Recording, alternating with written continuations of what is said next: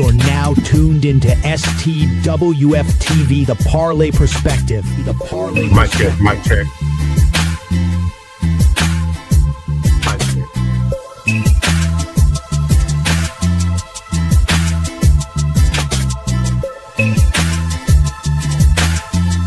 5, 4, 3, 2, 1. What's up, everybody? How y'all doing today? It's your boy, Coach Lee. Happy happy Monday to you. Hope you had a great weekend. So far, my man who's always punctual and on time, and the top of his head is glistening, got a fresh cut this weekend. What's up, Mr. Dale? What's happening, Coach? What's happening, man? It is a Monday, and it feels like it. I tell you that, Coach. Yeah. You already looking forward to the weekend, huh? Yes. When you said hump day, I got happy, Coach. All right. What's up, Big Mike? Mike, your package should be arriving. I should get it sent off this week, brother. Let's go. Man, so, of course, tonight we're supposed to start with basketball talk and our two. Yeah, let's start with basketball talk. Let's get that crap over with. Come on. I'm ready. Let me see. So, Dale, when it comes to basketball, yeah. Let me see if I can get all it over up here. All over it, Coach. Boom. Men's top 25. Oh my gosh. Pretty simple across the board. Same and match the top 5 of the AP and the coach poll are together. Yeah. So any surprises? I think Arizona they left 2 since then. So they kind of come back to the pack. But Duke has started to surge. Yeah. Duke is definitely surging. But look, I'm looking at SEC, Coach. You know me, SEC. Okay. Florida pushing the things up. SEC play coming to an end here pretty soon. So the SEC tournament, of course, is gonna determine a lot, I think, in the realm of the SEC here. Right. I don't have any hope for LSU, winning anything in the SEC tournament. But look, the SEC tournament should be a good one this year. To see, I believe it's in Nashville, if I'm not mistaken. Is it? Let me see. Have you ever been to a tournament? No, I can't afford college basketball. I can't afford that. I actually thought that was affordable. Nah, they are. Coach, you forgot. I'm the guy. I'm not a college basketball fan. I was about to say, Coach doesn't even like college basketball. Oh, I got you. I had these guys laughing when I told him up till this past year, I hadn't watched the championship game since. Oh wow, yeah. D Rose against Mario Chalmers. Yeah, he's missing out on real basketball. That's the only thing. You gotta watch some Eddie, Coach. Nah, Jake, your Blue Devils. I check in for fraternities. Yeah. My dad tries to get me involved. My dad, he loves college basketball. Good My man. brother loves college basketball. Good man. I was a fan growing up. Look, hey, now it's too sloppy for me. Dale, the court's too squeaky. That's it. It's the same reason why people can't watch college baseball, because they don't want to hear the metal bats go ting ting. Hey, I love college baseball, and I love the plink. Yeah, I know. It brings you back to high school, don't it? Yes, it does. During the time when they had limited fans, they was piping in squeaky noises into the broadcast. Terrible. What's good, people? Chili Will, what's up, player? Ain't a damn thing. How we doing today? Is it still cold up there? That's a witch's tit. I see you got on your winter gear still. Oh yeah, we ain't playing up here. There's still mounds of snow everywhere. We just got back out of an apocalypse. Man, Will, you remember how I was bragging to you about last week about how on Friday it was 70 degrees? No, that'd have pissed me off. What happened? Well, hey, don't worry. It's a crisp 29 now. Good. Cincinnati. Hate this Couldn't place. happen to a better place. You still got a bum ass Big East. with them And schools that you don't know where the hell they are. Yeah, it ain't Big like East it is used better to be now. though. Back when it was So, like, Syracuse and Yeah, Georgetown. all the movement was amazing for football. It was awful for basketball. Some of those moves, like breaking the Big East, that's problematic. That's kind of where I kind of fell off a little bit. I still watch. I love college ball. I love ball in general, but yeah. Look, I was just saying that to be a jackass. No, it's definitely not better. But hey, Xavier got to play better competition. They ain't helping them though. Yeah. So out of the top five, the current top five, who you think's got the inside scoop to bring the natty home? I still like Zona. I like what they do in their backcourt is dangerous. Duke's really good. Duke's always going to Duke, so we'll see them in the tourney, see what they are then, because they're always going to be good regular season. Yep. It's when they get to the tourney that we find out what the team really is. Michigan is a weird team to me. I haven't watched enough of them play. And UConn, I kind of feel like the way I always feel with Duke. We know what Florida they do regular got 6 season. losses in the SEC, bro. You said what? Come on. Florida got 6 losses and they play in the SEC. They're doing their thing. Florida's good. SEC basketball, though. Yes. SEC basketball is good. But it's not. You can't say the SEC label that goes with it when we say those type of things. It don't really carry with basketball. It's a good conference, but yeah. So I got the Big 12 in front of the SEC when it comes to basketball. Basketball, I would agree. For me, it goes ACC, Big 12, somebody else than the SEC. It was a year or two ago. Because the SEC is always so top heavy, and it was literally just Kentucky for years with a couple teams sprinkled in. It was just a year or two ago. 12 out of the 14 teams went to the tournament. Man, that's great to have a 1-year thing, ain't it? No, it's funny he should say that though, because after they won one, he was like, "Oh, the SEC is fucking uprooted. That's it." Yeah.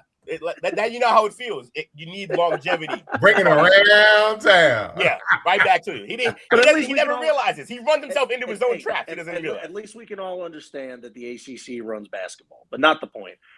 We'll answer it. I think Arizona. Me, on the other hand, I normally pick a champion in December because I've seen enough. And last year I said it was Florida. This year I'm still sticking with Michigan, like I said in December. They're a complete team. They've got veterans on the floor. They mesh together well. As much as a douche that I think Dusty May – you know how you feel about Nick Sirianni, Coach? That's how I feel about Dusty May. I think he's just a douchebag. But with that being aside, Michigan does not make the same mistake twice. I understand they have 2 losses. A cowbell? We need more cowbell. It's a drink. But no, I think it's Michigan. They've got size. What country are you? It's Mississippi State, bro. I mean, it's SEC. What you talking about? Needs more cowbell. If you know. So Chase got Michigan. Will is saying Arizona. Dale. I'm going Florida. Damn it, SEC. You're such a homer. That's close. It's such a who? So, bruh. That's all I'm saying. We're getting close is all. Look at this. One segment in and we already cutting up. Mm-hmm. I miss you guys as well. Yeah, for sure. I was gonna say I missed it because we didn't get it. We need all 3 days. We might complain about how many podcasts we do sometimes, jokingly, but we need all 3 of them days because we missed one last week and we was off. Off. Okay. And of course, we can't show the men love and not show the women love. Go Tigers. Based on your last comment about Dale. Not even top 5, Dale. Not even top 5. They should be. It's not my fault. Over who? Over who? Over Vandy. Over Vandy? Why? It's SEC. They only got 3 losses. Because it's Vandy. Because it's Vandy. Give us the benefit of the doubt. Terrible. Oh. And of course, Jane on his squad, perfect 31-0. You're not surprised. Is it just a formality? It could be. Honestly, wait, no. Honestly, no, I don't think it's a formality. I think UCLA can definitely give them problems. Yeah, Betts is a beast. Other than that, yes, just a formality. No, Texas good. South Carolina always good. Texas is LSU is new gonna be here. there too. Texas is new here, Dale. Yeah, kind of new. And again, it's UConn. It's Gino. What are we talking about? This is what he does. He literally finds your weaknesses and picks them apart for fun. He's a man. He's Gino. He's Gino. and the funniest part is he is a good coach, but you'll never realize it because his rosters are always stacked. Because he's a great recruiter. Yeah. He's trying to merge like a bad driver than rush hour. Yeah. He is a great recruiter, but honestly, like the program sells itself now in terms of basketball. It's crazy. He just shows up. And it's like, oh, it's Gino. Yeah, I'll go. Let's go. He's Gino. What's up, what brother? about Don Staley? What about? Love Don Staley. Okay, these are all good coaches here. What we talking? He's not Gino. Like I don't know why you're trying to argue with absolute like proof. Like and stop. How many banners is Gino hung? How many times have we seen a 0 in the second part of their record? I mean, getting at you. it hasn't been like the last 3 years, has it? Can you not see the record on the screen? No, I mean the last 3 years. I said. What about the last 3 years? Have they been winning championships the last 3 years? They won last year. They did? Yeah. You're doing exactly what Jake does with the SEC. Okay. That's enough. I'm done. Dale, you're doing the exact thing that we listen, Dale, you're doing the exact thing that Jake does with the SEC. You realize why am I catching a string? And that we clown him for. It's the same exact. You're doing the same exact thing. You talk about time. I'm done. I asked the question. I got an answer. I'm done. That's it. If anybody was curious, he's won 12 championships. Yeah, I don't care about his whole resume. I just said the last 3 years. 20. I don't care about that. So, he's painting the narrative. Dale, by that logic, Jake is right. The SEC isn't the best anymore in football. That's by that same exact logic.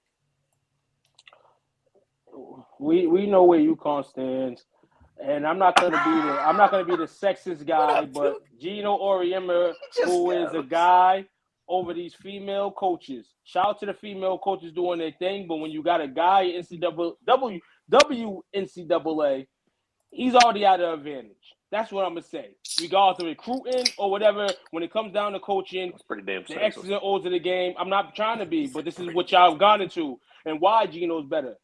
And why Gino's able to do what he's doing. Why? They want to win for Papa Gino? Is that what it is? They want to win for Papa? They want to win for Papa Gino. A team to look out for in these rankings right now is Vanderbilt. Vanderbilt is very, very poor. This man loves they got the lady in Blake's, but they got a bunch of ladies that come through. You know, whenever she has a flaw in her game, whenever she has a bad game, which I haven't seen many bad games for her this year. It'll be interesting to see some new teams like a Texas or maybe a Vanderbilt play UConn. We've seen UConn. We've seen them against the South Carolinas. We've seen them against the LSUs. And when it comes down to Don Staley's probably the only coach that can kind of be in the game with him. I haven't seen it from anybody else yet with his full roster healthy. Only reason why Dale was not winning championships the last few years is because he had girls that were hurt. Yeah, that's really it. I mean, other teams were good. No. Yeah, no, but the team that they were putting out there initially were better. They got hurt though. Like, remember, Paige was missed 1 year, and if Paige is on that court that year, they probably go deep. And then Ozzie got hurt the next year. Yep. So and those are two of the best players in college basketball. One of them is the first overall pick, and both about to turn around the Dallas. Picks. Huh? Both of them about to be number one picks. Ozzie all they do is print number ones. I mean, Ozzie might not go 1 though. I think Betts goes 1. I think Betts goes 1 to the Wings. They need a center. I mean, the only reason why Ozzie probably won't is because of the little relationship that they have off the court, her and Paige. That would be phenomenal if they drafted her, though. They might just draft. Now that I remember they are together, right? Yeah, they might just draft her, bro. Put the wives together. Hey, wait, I just want to go ahead. I'm trying to petition for this. Tuke loves Vandy. We need to get him a shirt. I like all these. I like a lot of women's teams. I like Football, women's basketball. Texas, Vanderbilt. Shit, he probably likes I love baseball games, too. Louisville. I like Fairfield. Not like because of the teams, Dale, because they're. Did you say Fairfield? Yeah, Fairfield's a good. Hey, shout out to Fairfield. Hey, I got a friend of a friend Screw that plays, Fairfield. and she's pretty good. What Screw state is it Fairfield. even in? Exactly. That's why I said screw Fairfield. Keep it moving. What about He hates LaSalle, those Tuke? schools, What man. about LaSalle, Tuke? You like LaSalle? No, all right, Yeah, but what I'll take school- Rhode Island. I'll take Yeah, Rhode did you Island. go to I like LSU? Rhode Island too. No, Did you go to a college that's a small school, didn't you? I did. So I why went, you I went to a hater? HBCU. Why don't you No, root for them, Oh, you bum? Fairfield's in Connecticut. Mm-hmm.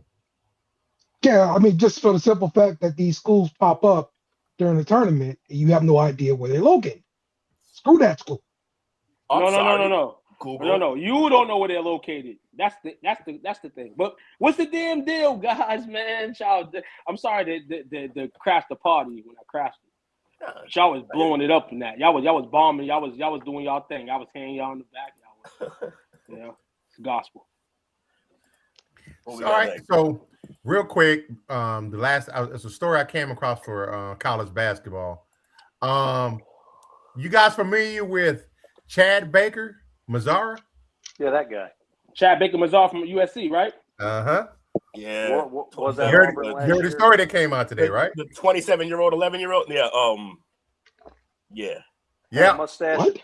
11. Anonymous tip. He got so he was dismissed from the USC men's basketball team yesterday. After internal investigation, where they found out he falsified his birth certificate. An anonymous tip came in that suggested he's from Dominican, but he was 32 years old and a father of 4. Oh man. I just heard he was 26. 32 is crazy. Brought to you by World Star Hip Hop. Oh man, that's crazy. 27. I saw Now that, it and came from a parody account, but keep your eyes out for it. I instantly thought of bench warmers. This is my birth certificate. It says birth certificate over the year. That's the funniest rumor that's the funniest reason in the world that I found out today in regards to the situation. I heard another reason. Rather this one is the real reason, or what I'm about to say is the real reason. Apparently, yeah, he is overaged, and we know that. And a lot of overage kids are playing NCAA. And now y'all money brings people in. Shout out to Dale. But there was someone on IG that said he may have got picked up by a Puerto Rican team overseas. I mean, not Puerto Rican team in the States, because Puerto Rico was in the States, for some good money. So that is what I'm hearing in regards to the situation, him not being at USC no more. It's crazy because they're trying to make it to the tournament. I think they're one of these bubble teams potentially, and they've been playing great in the second half of the season, being competitive. Gilbert Arenas' son back over there helping them out as well. So this is very interesting right now that he is leaving at this time of points. The season's over this week. So very interesting that he's picking that up now and going to Puerto Rico to play, or he's too old and he got 5 kids and he got to take care of it. This guy here. This is how he showed up to the university. I am 12. I am 12. I am 12. That's like 20. That looks like 21 to me. Oh, He's man. a man. He's 40. Literally. Oh man. Okay, so let me get back on task here. Allegedly. Where'd it go? Okay, so next up we have this. We're going to talk about the second half of the NBA season. I got a couple of questions I want to mull around with you guys, but before you do that, because I got people out there looking out for your boy at all times. He just sent me this. Hold on a second. I'll take the sound off of it. But two, this might be of some interest to you, brother. And it's going to be right here. Turn the audio down. It's kind of grainy in it. There you go. It's clicking up. Can y'all see that? Okay. Steve Nash. Yeah, I see Luke. I see Luke again. I see Luke going to the bench. Yeah, so him and JJ getting into it. Oh, JJ Redick. Yeah.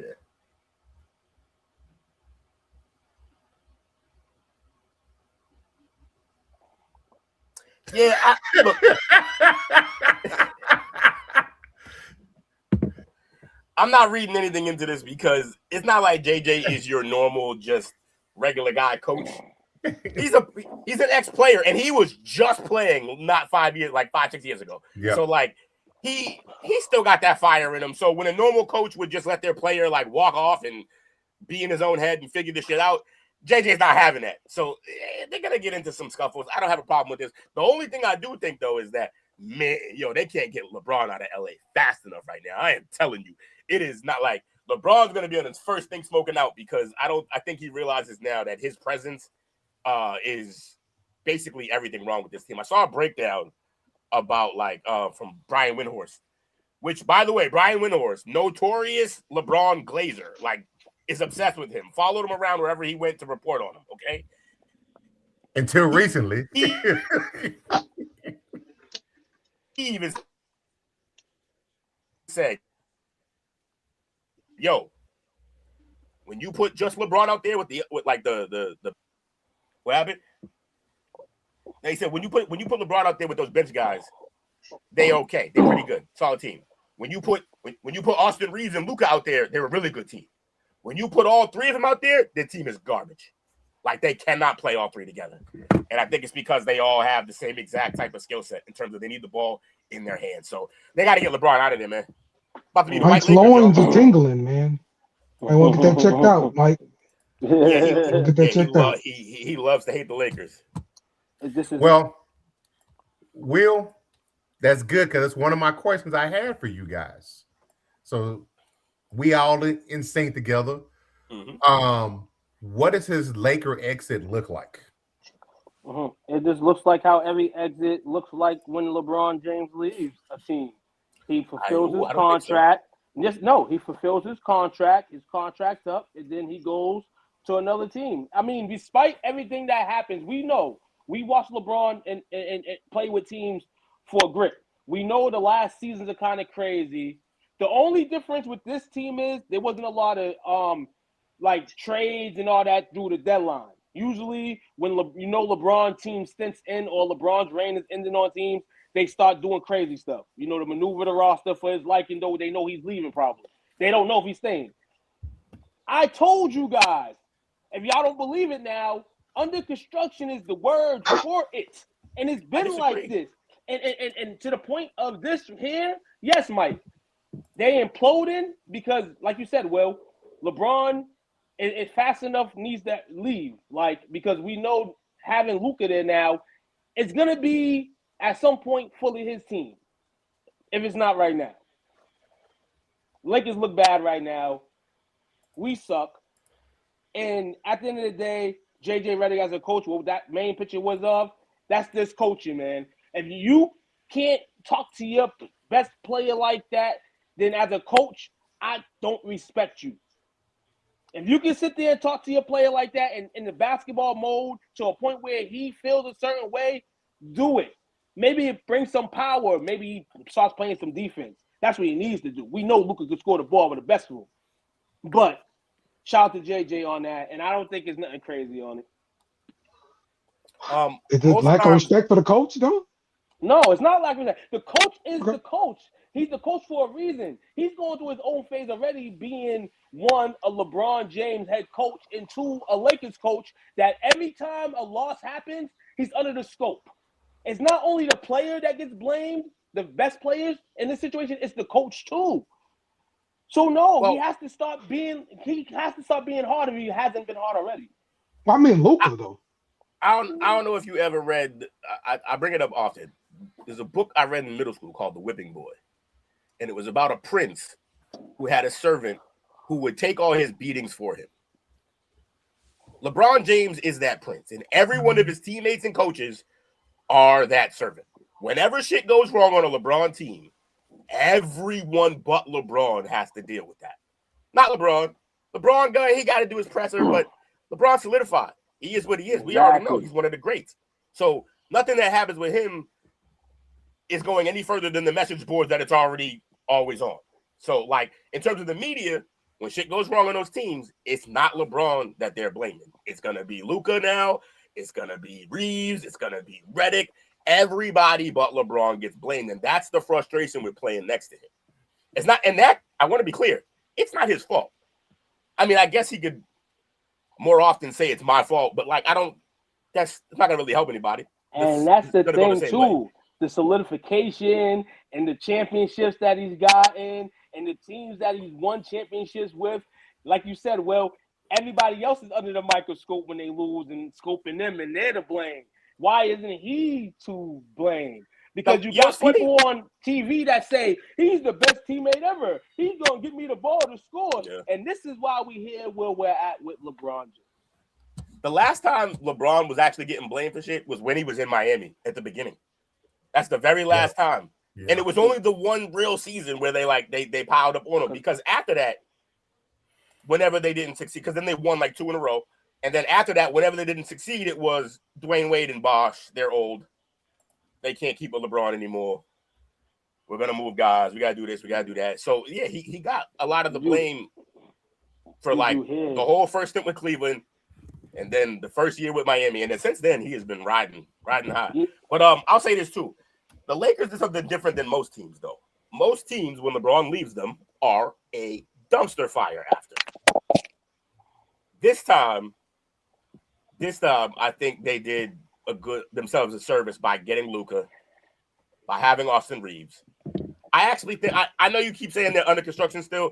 I just think the construction part is LeBron needs to go. That's the last real big piece of the construction. He needs to leave. And that's why I say it. I don't say it because, oh, snap, we're the worst team in the league. No, I say it because we want to say Luka Arena. That's what we want to say. But as long as the best player, one of the best players ever to play, still on the team, it's still going to have LeBron at the end of it. So that's what I mean by under construction. And people then this is why sometimes you got to kind of go 40 different ways to how people are saying shit. And really, at some point, we'll get it. But these guys need to change, and you can tell it. The players under them, they're just disengaged. Like, Ayton disengaged. Like, these guys are just disengaged where they're supposed to be guys that's supposed to help us win. And you want to blame somebody? Blame them guys. Blame the others. Don't blame Luka. Don't blame LeBron. Don't blame Austin Reeves. No, but this is what happens. We just talked about this. No, don't blame LeBron. Don't blame none of them. The others suck. All players on our roster are trash. That's not true, though. Bro, when LeBron's off the court, your team plays well. When LeBron's off the court, the team plays well. All them other guys, them Jags that we like to call them, all them just the guys, they play a lot better when LeBron's not on the court now. He shrinks the floor. We're gonna have a rival show tomorrow, Will, and we're gonna go more into this reason. Because no. Because this has to have a like 50-minute story. Because there's a lot to unravel with this basketball team, entertainment-wise and basketball-wise. Because if you don't remember, the main bus died. The rest of the buses are entertainers. And this is where we're going right now in Laker Lane. They're entertainers. He just called a $1 billion genie bus, porn star, brother, multi-millionaire, whatever you want to call them. They're entertainers. There's nothing special about them besides their bust. Jeannie had the ball sacking with her titties hidden in the picture. You can get it signed. This is what the buses are. I don't want to talk about this. I didn't know Jeannie was in adult film. That's crazy. She wasn't in adult film. I think she was in a Playboy magazine. Oh, okay. I mean, yeah. Shout out to LM Clips. 10, I see you. Appreciate you coming through. Shout out to you, dog. All right. So next part. So we just talked about LeBron, his exit strategy. Like I say, y'all doing rivals tomorrow to go in depth. Yeah. Tankathon. Who? Right now, as it stands, Sacramento Kings got the best shot to get the number 1 pick.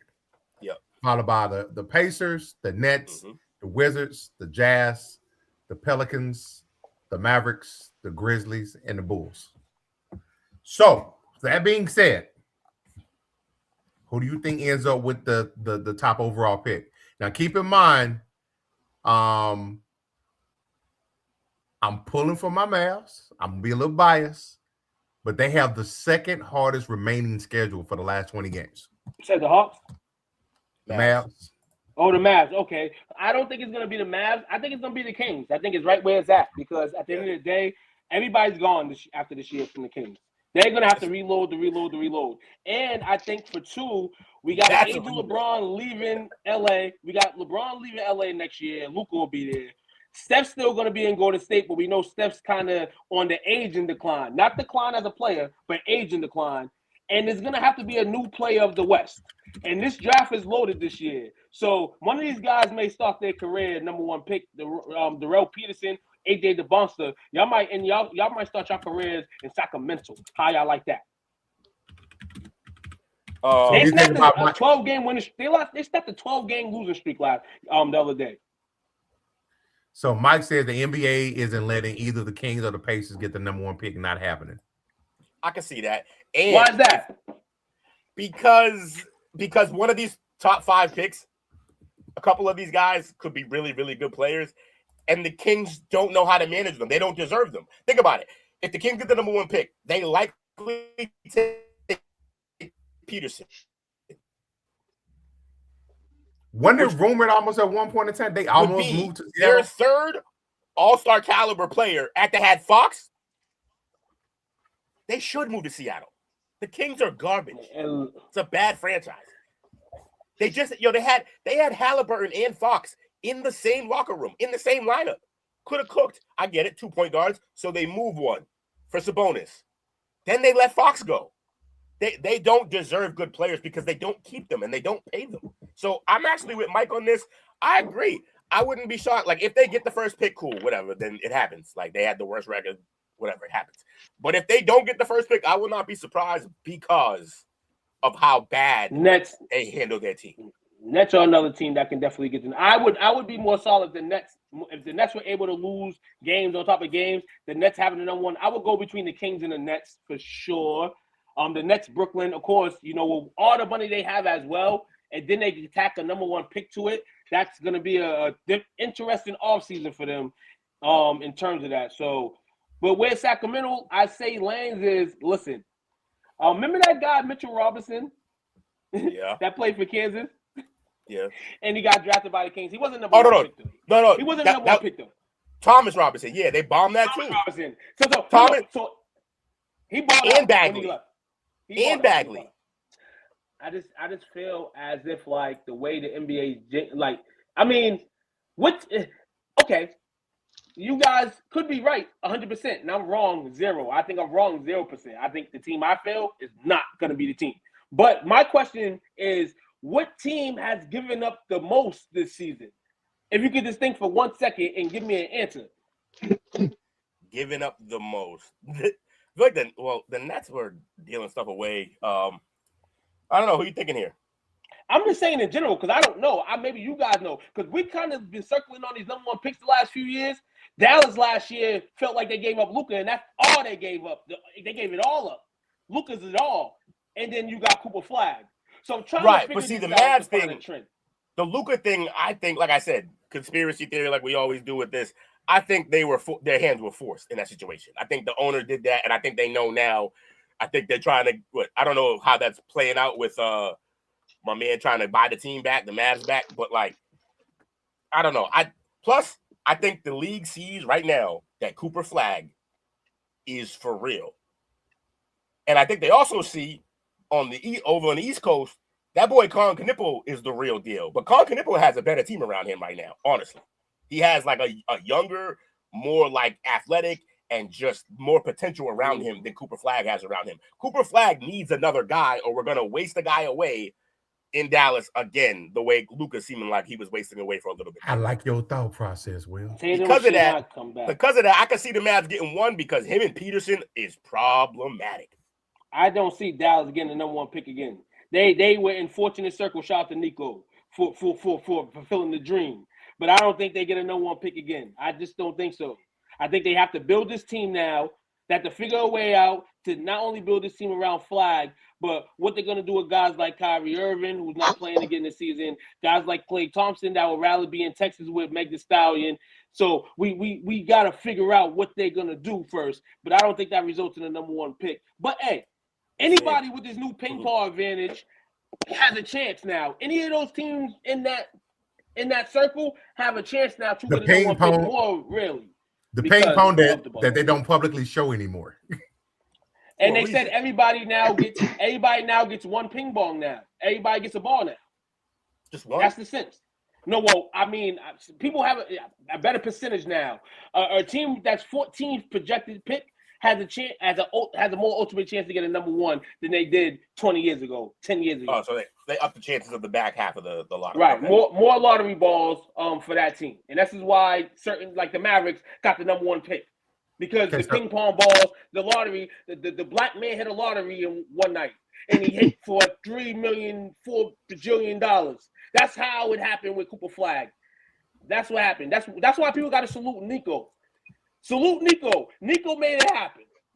I'm never mad at Nico for what he did. This is what happens when you talk basketball for the deal. You get questions like this. It's a chop-up question. Go somewhere. She has he brought up Meg Thee Stallion. So real quick, LM Clips 10 says Tatum should not come back. And also about the picks, teams are purposely losing. The NBA owner is going to change the rules. Taking. Yeah, they've been trying to deal, but there's no there's no way to. It's tough to stop tanking. Hornets are one game away from 500. Yes, they are. Hornets are playing exceptional basketball. Tanking wise, they started awful. Like Chuck said, the fans want a number one pick.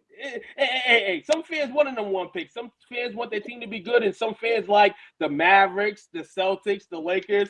Our teams are most of the time good in this generation, so why not continue to be good? And then Jake with the Suns is like, we get our flashes in the paint like this year and all these other years, we want to be good too. So at the end of the day, there's teams that don't get that luxury. So there's teams every year that's going to be happy maybe to get a number one pick. So, yeah, you got to stop the tanking shit. But at the same time, some cities might love that shit. It brings more money in a sense for a little bit. Brings the revenue up. I don't know. But one thing we should do is not overcharge for tickets if teams are tanking. People should get money back if people are not coming to games, tanking, faking injured, and all that shit. They can't give Kings tickets away right now. Costco's. They're trying. We got Costco packs. Tatum coming back. This is the thing right here. I don't want Tatum back. I hear from people. Sports. You know what's crazy? I'm gonna tell y'all a story. You know the guy at the Celtics game, Will, that be having a funny ass hat on, Celtics and all that. He be at the games. They be having a live TV. So I'm partying on Saturday night, and he's at the same place I'm at. So I said, hey, I got to get my STWF hat on. I said, hey, Tatum coming back? And he looked at me, and he couldn't look at me because he knows what's going on. He's the guy that's maybe at a meeting at like 4 million, and that meeting is to tell everybody that Jason Tatum's coming back. He couldn't tell me, so I think Jason Tatum's coming back. Look, man, I think he's going to come back, but I don't want him to. He's coming back before my brother's birthday. I don't mind if he's coming back. Here's my thing. I don't mind if he came back and played a few games at the end of the season because, find your legs up under you after that injury. Get normalized playing again in a real game, I don't want him playing playoff basketball. I don't, because playoff basketball is a different beast. You play more minutes, you go harder, and you're doing that on a repaired foot, even if it's considered 100%. I'm upset. But he's probably going to play. So, no, we can do. Okay. All right. So that's the fun part. So we never got to go over to a sad part. What is that not fun part? We got a sad part now. So we got news. I think over, was it yesterday maybe? Was it? No, today. Late last night. Colorado quarterback Dominiq Ponder. Mm. Yeah. He died early Sunday morning Crazy. in a single car crash. He was only 23 years old. They're saying that he was driving his 2023 Tesla when he lost control on the curb and hit a guardrail and hit an electrical pole and rolled down the embankment. God damn, bro. This is happening way too often. Was that Tesla? We keep losing college athletes, and they're getting into a lot of these single car accidents. LSU had a quarterback that got into a single car accident. I want to say over the previous summer, and I mean he was able to come back sometime at the end of the season, but I mean he was in serious condition, and you don't get very many updates and everything like that from a kid who's like away from the team because of privacy reasons. But I mean we've also heard about several different car accident kind of things with Georgia's football team. Like this is happening way too often. I mean, there's nothing, per se to really do about it. It's just, I mean, it's got to be, handled, I guess, at the parent level, right? Because, I mean, but it's so hard because it's your kid is grown, and so you don't technically have the the means to correct them and tell them, hey, you can't go drive a car or something like that. I mean, but also, if you're just driving, like thousands of people die every day car crashes. Yes. Like it's just. My assumption is, and we probably all are assuming this: you're young, you drive fast. They probably got a souped-up car too because they got the means to do it. And you just starting to learn how to drive, and you got this really powerful ass car, and you're driving fast. This is. I have me personally. I don't think 16-year-olds should have their license, and if they do, they should have to go through. They go through driving school and all that, but I think it needs to be pushed up. I just think, guys, you can't stop anybody at that point once they hit a certain age and they get their license. Now, this guy's 23, so even if the age was 16 or the age was 18 or the age was 21, he's legal enough to have a license. I do agree where a lot of athletes are getting into this type of stuff. Here in Massachusetts, we lost a great guy in Terrence Clark, who was leaving out of Kentucky as a freshman, projected second rounder in the draft. And he has an ill whip, and he ends up crashing, going crazy miles on a main lane, and he gets in there's a car collision, and he dies. So, yeah, I'm for the NCAA or the law in general, putting restrictions on driving. But once they do get their license and then do an all under the wheel, there's no telling what could happen. And that's why me personally, I'd be scared. I'm scared to go on the road because I can't trust the NCAA people. People say, oh, you take transportation though. Yeah, I got to trust those people too.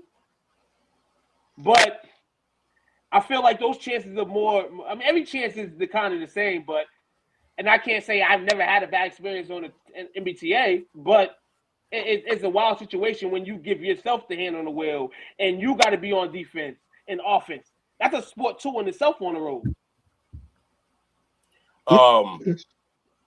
Yeah, look, it's unfortunate. It is super sad, but like people die, and it sucks. And every time somebody dies, we can't change rules and shit. Like no, that too, absolutely. You can't just because shit's gonna happen, and that's what I'm saying. At the end of the day, it's like it happens, and nothing can happen to change it. Like culture, classes, all that stuff. People got to become smarter. They got to become smarter. I try to be nice on this, Will. I was trying to be nice. if you change, let's say you pass a. Obviously, there's no way they would ever let it be a NCAA league-wide rule, but they could individual schools could have like certain restrictions on driving and stuff like that. But then you know what's going to happen? Then you're going to get team representatives driving kids everywhere. And to do so, make it easier, you're going to have some of them carpooling. And then they're going to crash and lose multiple people at once because things just happen. It sucks. It's terrible. It's not what we want. But you can't avoid some of these things, man. You just... It's tough, man. And also, I want to know, was his Tesla in drive mode? Like, was he driving it? Yes. Because that'll be bad for Tesla if he wasn't. Oh, you're talking about he physically driving it. They haven't verified that yet. That'll be fascinating information to get, because if he wasn't actively driving and it was the AI, shit, that's going to be a problem. I mean, look, we've already got those problems everywhere. But several different AI. Yeah, but exactly. Do you know the name of anybody who's died in any of them? No. You know this kid. No. And that'll make it a big deal. And that's how things like that get changed. When somebody like that dies. Yeah. Everybody knew about crack. Everybody knew about cocaine. And then Len Bias died. And it became like, holy shit, that's a major problem for these kids. We can't have them doing this. Yeah. And right around the war on drugs. Right. So back to some more positive stuff now.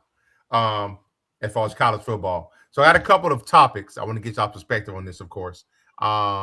We just crowned Indiana as a national champs. Was that like a month and a half ago?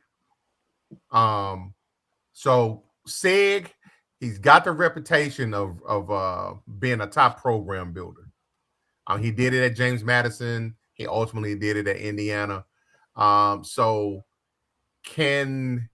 with what he's shown he can do, can they try to build a dynasty in Indiana? Yeah, I think they're gonna go through the freaking Big Ten, because they freaking own the Big Ten, and Ohio State is fucking trash. All right, they can just ride out. They might go head up against Michigan.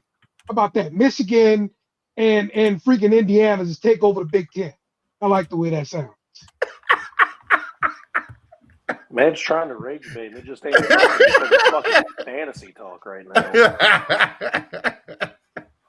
Jack, you ain't having that, man? Nah, it's just, it's like LSU winning another national championship. It's never going to happen. Smoke and mirrors. Dale's going to Dale. Hey, remember LSU beat Ohio State for one of our natties, so we good. I think you beat the Gators. No, not the Gators, but another one. Would you? Yeah, enough. I don't have no dog in this fight. Okay. Quarterback battle. We got a big one taking place in Alabama.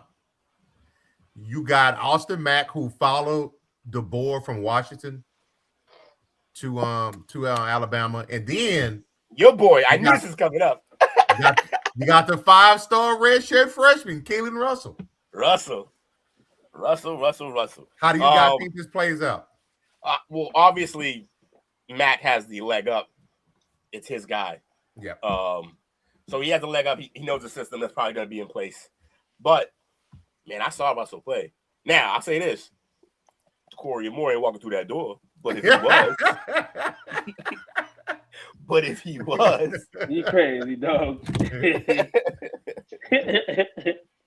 Now, I had thought originally he was going to be able to try to challenge last year because they went in not really knowing who starter was going to be. Yeah. But as you think about it afterwards, it's good he redshirted because, that little snippet was his twin sister, who was supposed to attend Alabama with him, passed away.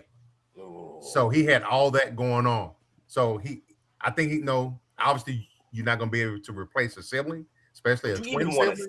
Would you want to stay at the school that you were supposed to be there with sis at? I feel like I'd want to move. Yeah, I was about to get gunned out. But then I would think this was our dream though. So I'm gonna complete it for us.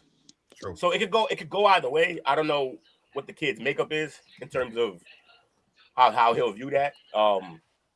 the fact they both from Texas, right? They both from Texas. Yes, sir. Yeah, he might just stay. He might just stay because I think that they got a certain amount of loyalty down Texas where he's gonna be like, me and sis are supposed to do this. I'm not gonna bail because she's not here. I'm gonna complete the mission. I think if the board doesn't give him a chance to compete, and Then like you say, yeah. giving it to his guy, so to speak. Right. And I want to throw a dark horse out if he did come back home. Tech. Because you love well, I think Tech's your second favorite team, no bullshit. I knew you was gonna say Tech. The fighting Joey Maguires. I'm not gonna lie. I think Tech would, because he'll throw it and he'll run it. So yeah, I think that'd be a good place for him. Is DeCorian gonna stay at Oregon now that Lanning's still there, but the quarterback situation is changing. Because that guy because the quarterback the starter stayed, and then the guy from Nebraska's there now. Yeah, and I just feel like I don't know. I'm not sure. I'm also not sure if he liked his first year experience. I don't know the kid, obviously. But I felt like he was so highly touted, and I feel like he didn't get the ball as much as I expected him to get. He got the ball, but I feel like he had more to offer, and I feel like they were playing favorites for the guys who were already there. We'll see, though. I'm wishful thinking. I just want him to be a Gator. I can see that, too. Got a real coach down there now. Yeah. Allegedly. All right. The Tiger King. Dale's boy. He was drooling all over this dude. Lane Kiffin. So their fans are grateful that they got Lane. Right. Obviously, we know what Dale's answer is going to be because he's such a homer.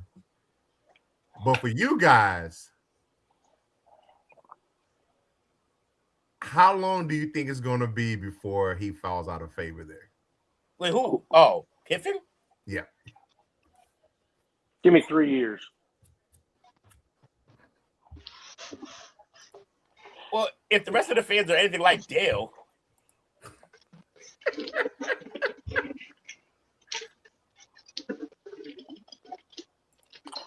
Sips tea. How many natties, Dale? How many natties? 3, 4? Yeah, he gonna. Y'all didn't hear he was leaving LSU to go be the new Ayatollah for Iran. I mean, I saw that. He already leaving. Hey, yo, chill out, dog. Try to get us flagged. Leaving, bro. What you talking about? Him and Dak's leaving, I guess, to be in the same position. They're about to have an interview, both of them, in a tour. Hey, yeah. Kiffin needs to win this year. Wolves ain't got no bench. Wolves ain't addressed nothing at the trade deadline. You know, they try to ride Edwards train until they want to. Yeah, they desperately needed a bench. They should have traded Gobert for some bench pieces, and they didn't. LSU, I'll give him 4 years. I'll give him 4. Okay. I'll give him 4 years because of he's a hot commodity especially whenever he steps on the campus. First off, he has to turn them. He has to turn them better than he was this year, which I think he will. I don't think a national championship will come in the first 2 years, but the next 2 years after that will be kind of those pivotal years where you're going to get one. Alabama will call, and he'll be Alabama after you. I definitely would say this about Lane Kiffin. He may not win the big one as of right now, but he always leaves. Whatever program he takes over, he leaves it better than he found it. I'll give him that much. I don't see what's stopping us from winning next year. What's stopping us? What's stopping y'all from winning next year? Let me say this in depth. Like you I understand your fandom, you know, so I'm never gonna take that away from you. But you really think y'all in position to win next year? Hell no. Y'all not gonna be in position to win next year. Y'all LSU. What you mean what's stopping y'all? Yes, what's stopping us? Y'all ain't got a QB. What you mean? Did we not just sign Sam Levitt? That Valley ain't that Valley no more. That's nice Valley now. People come in there and want to kill y'all. And it's easy. Did we not just sign Sam Levitt, though? Who? Didn't we just sign Sam Levitt? Sam Levitt. What's school he from, Dale? Hold on. Sam Levitt from Arizona State? Yeah. What school he from, Dale? Yeah. Arizona State? You be shitting on schools that's not Now, Little schools. Hold on. Was it Not blue bloods. Was it Scatterbo the quarterback, wide receiver, and QB while he was there? You talk about Sam Levitt? That We ain't dude, listening to yes. that. We listened to you with Nussmeier last year. We think we really take it. Yeah, you're done after Nussmeier. He's right. You're done after Nussmeier. I have to wait until he does something in the NFL. I'm talking about the NFL. Right? I'm talking about college. I'm talking about college. You can turn your way. You can learn in the system in the NFL. I'm talking about college. Don't try to change it. Nussmeier was hurt. That's what happened last year. He's trying to move the goalpost. We'll see in the NFL. We're talking about college. He was whack. Damn. I have nothing else to report with. His last year sucked. What you want me to say? Hold on. My man was throwing so hard that he had an injury in the summer. My man did not get through the summer trainings without getting hurt. My man is fragile. We believed you last year. I did. The first couple of weeks, you thought he was a Heisman candidate, and he ended up a candidate Heisman. I was wrong. I was wrong. Oh my! He was hurt. He was hurt the whole year. He did not play well. That's the first time I ever heard him say he was wrong about something. Yeah. We come on. Come on. We broke him. And so all I have to do is wait until he does something in the NFL to prove that I was right about Nuss being a good quarterback. This is what you do. It's not a screenshot. The conversation was about college. He sucked. When he gets to the league, he'll have NFL coaches. He has the chance to get better. We've been over this many times. All right, y'all said he sucked based off a year where he threw for 4,000 yards. So I can throw for 4,000 yards in the NFL now. What are you talking about? Well, there is some bugs who throw a lot of yards. I mean, look, that's what he was. He was the leading returning passer. Every coming back Saturday last night, year. I seen LSU play on TV. They got slapped up or lost. I'm not listening. And under the bright lights, he was not it, Chief. Cool. Like I said, I no longer have any more eligibility to rebut about it. I have to wait until the NFL. That's it. All right. Okay. All right. So, bet this. How much did he throw for last year? I don't know. Okay, get that number for me later on. Get that number for me later on, and then we'll resume this talk next week for a little bit in regards to this, because I might have to bet you something. And I'm gonna be real. I don't even think Sam Levitt is better than Nussmeier. I don't even think he's better than Nussmeier. I don't know that he is. Nussy threw for 1,927 yards last year. My man said 4,000. That's the Saints' first round. That was the year before. Oh, shit. Yeah. I'm saying why I was high on him coming into the year. Yeah, the year before he threw for 4,052. We've seen converted. He had a good season. We've seen converted. And that was his first year starting. My thought was, hey, his second year he's going to be better starting, and he's coming off a 4,000 yard season. No. Say what the other thing you were saying. Your daddy, his daddy. Fuck his daddy. Man, listen here. Saints. Man, listen here. Whack ass Saints. Ain't gonna get to them. But I think his dad's still gonna draft him. Yeah, I do. Wait, isn't he with the Saints? Yeah. I thought y'all had your guy. Yeah, they do. They draft the quarterback? Not the deal. Because Nussmeier is what you guys are saying about him. Oh, he sucked. Blah blah blah blah blah. All right, he's going. He's not going to be a first round pick. Ty Simpson's going to be a first round pick though. And we'll see about that. We'll see. Yeah, that's going to be funny when the Browns draft him. Hey, hold on, he didn't have to run fast to get in that position. You see him throw. You see him at the combine. Speaking of combine, we got that on docket at all? We do have it on the docket, and we're almost there. Now, I want to check real fast.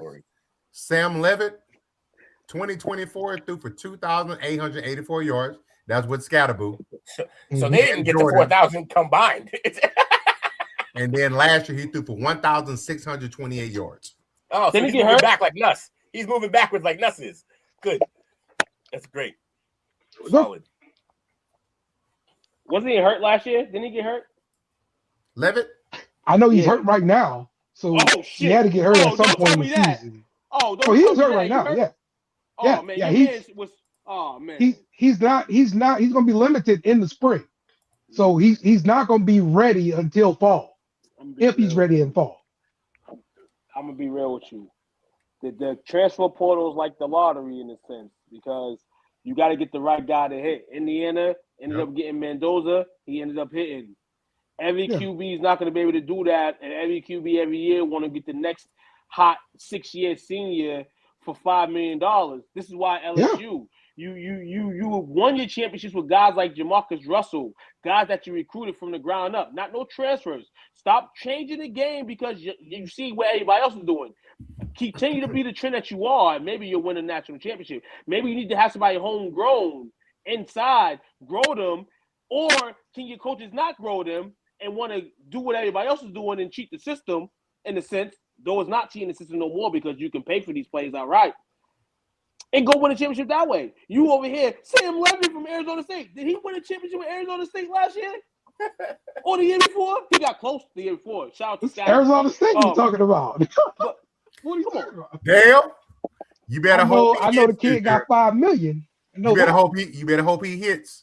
Because if he don't, that's gonna be back-to-back years. You don't struck out at the quarterback position. Well, LSU got 3 quarterbacks and it would be in the room. No more QB for you. Yeah, you're done. You're banned. QB LSU segment, has 3. mute Dale. QB segment, mute Dale.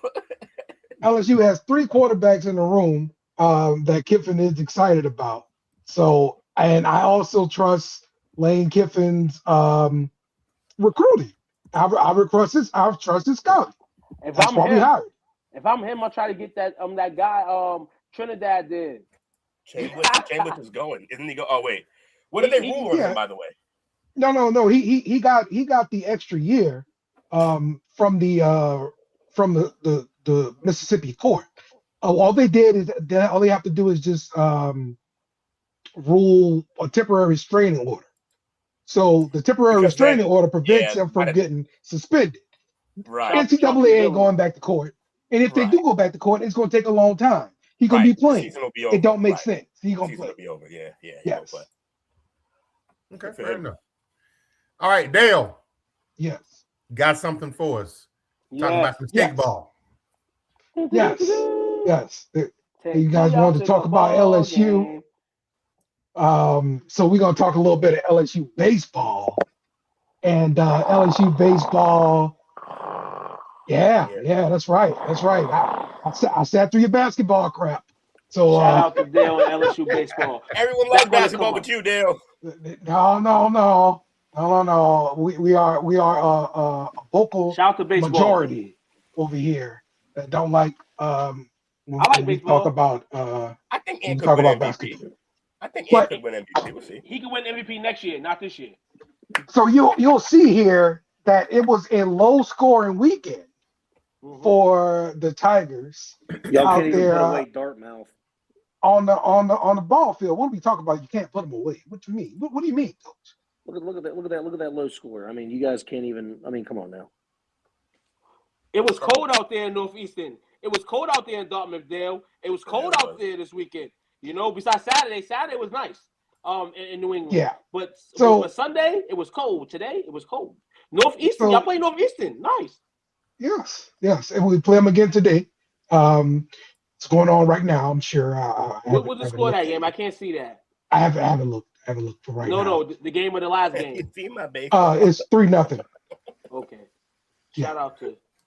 So, but even though we had lower scoring outings this week, we still managed to get the wins in every one of them.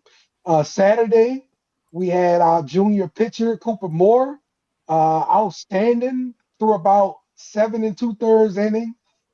Gave up 1 run with 10 strikeouts, allowing just 3 hits. I mean, it's good stuff. And on Sunday, William Schmidt dominated with 7 1/3 innings, scoreless. He had allowed 4 hits, striking out 9. So definitely good weekend for the defense. It's going to be a busy week this week. 2 errors. That's great defense. That's great.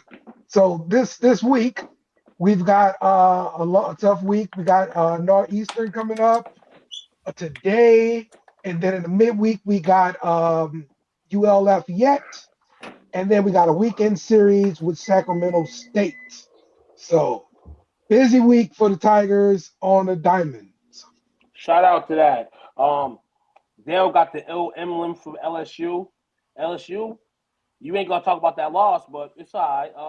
You ain't gonna talk about the loss to Magnesi. Can you talk about the loss about Magnesi real quick? We gonna talk about the wins. They lost to McNeese State.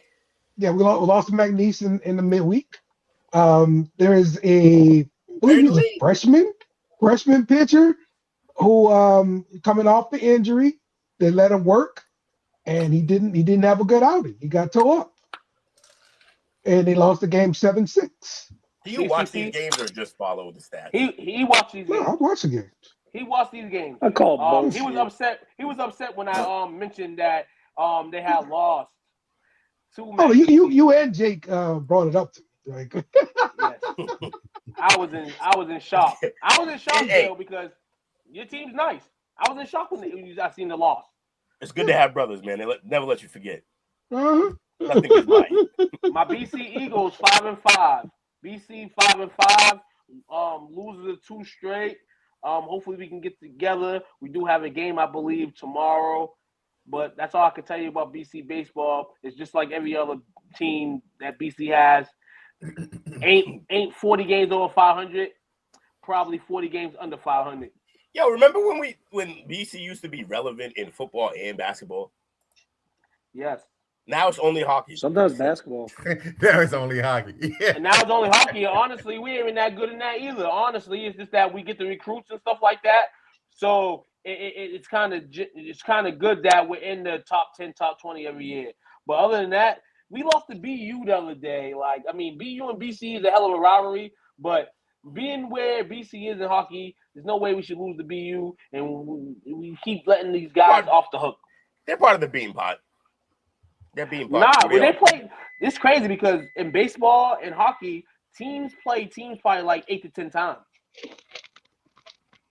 In terms of like you have a common general schedule where you play teams. Like in SEC, he probably has SEC plays Dale, so they probably play against a bunch of different teams. But in the sense of like BC's all, I guess that's just the early season part of baseball, Dale. If you could probably let me know more of that, where they play the same team like 4 times. Yeah. I mean, you always want play like a series or whatever. But so like LSU, they scheduled pretty much like 2 series on the same weekend, and you kind of just like play one team one day, play the other team the other day, play another team that day, play another team this day. Like that's how they end up doing it. But in my opinion, like you're getting their best swings, right? They got a day off. You don't. Right. You're going hard 4 days straight. So where you're just paying like a 3-day weekend typically during the season, like you got to pitch a lot more arms. So they're stretching your team out a lot. Like you working a lot of different things. Okay, that makes sense, man. Because in hockey, I'm like, this is crazy. How you play the same team mad times in a year? Like, there got to be some separation at some point, but I guess. Mm-hmm. But yeah, you got to get ready for these tournaments, right? Like your regional tournaments, because you're getting that loser bracket. Hey, you're gonna need arms. You need arms. You definitely gonna need arms. One day you're gonna need have mercy. But you can't kill those young arms. Don't kill them. Yeah. Don't. Okay. Let me see. Before we get into Jake's part, I want to share this with you guys. I was going to share it earlier, but I saw it and my inner suburb kid came out, and I enjoyed it. Let's see. There you go.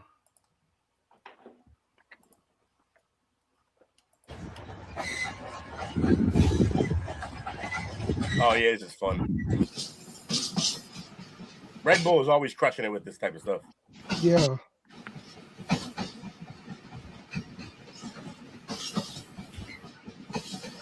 I just want to know how the end goes. Is anyone considering the end? Is this...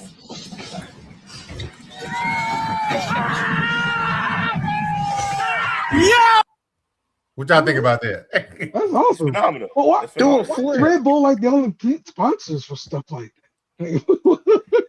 I thought that's pretty cool when I saw it. It's been good press though. Like it helps sell their beverages because everybody wants to watch that shit. Remember, I think the very first ones was Travis Pastrana jumped out of an airplane without a parachute. Yeah. And had to catch up. Hey. So. It gives you the wings, man. Simple. I won't drink it, but Red Bull gives you wings and heart problems. yep. So true. You know there's actually more caffeine in coffee than there is in Red Bull. Yep. Really? You just But convinced me to keep drinking Red Bull. No, Red still Bull's don't make because your of heart the rate like sugar. that. You said what? The sugar in the Red Bull. Oh yeah.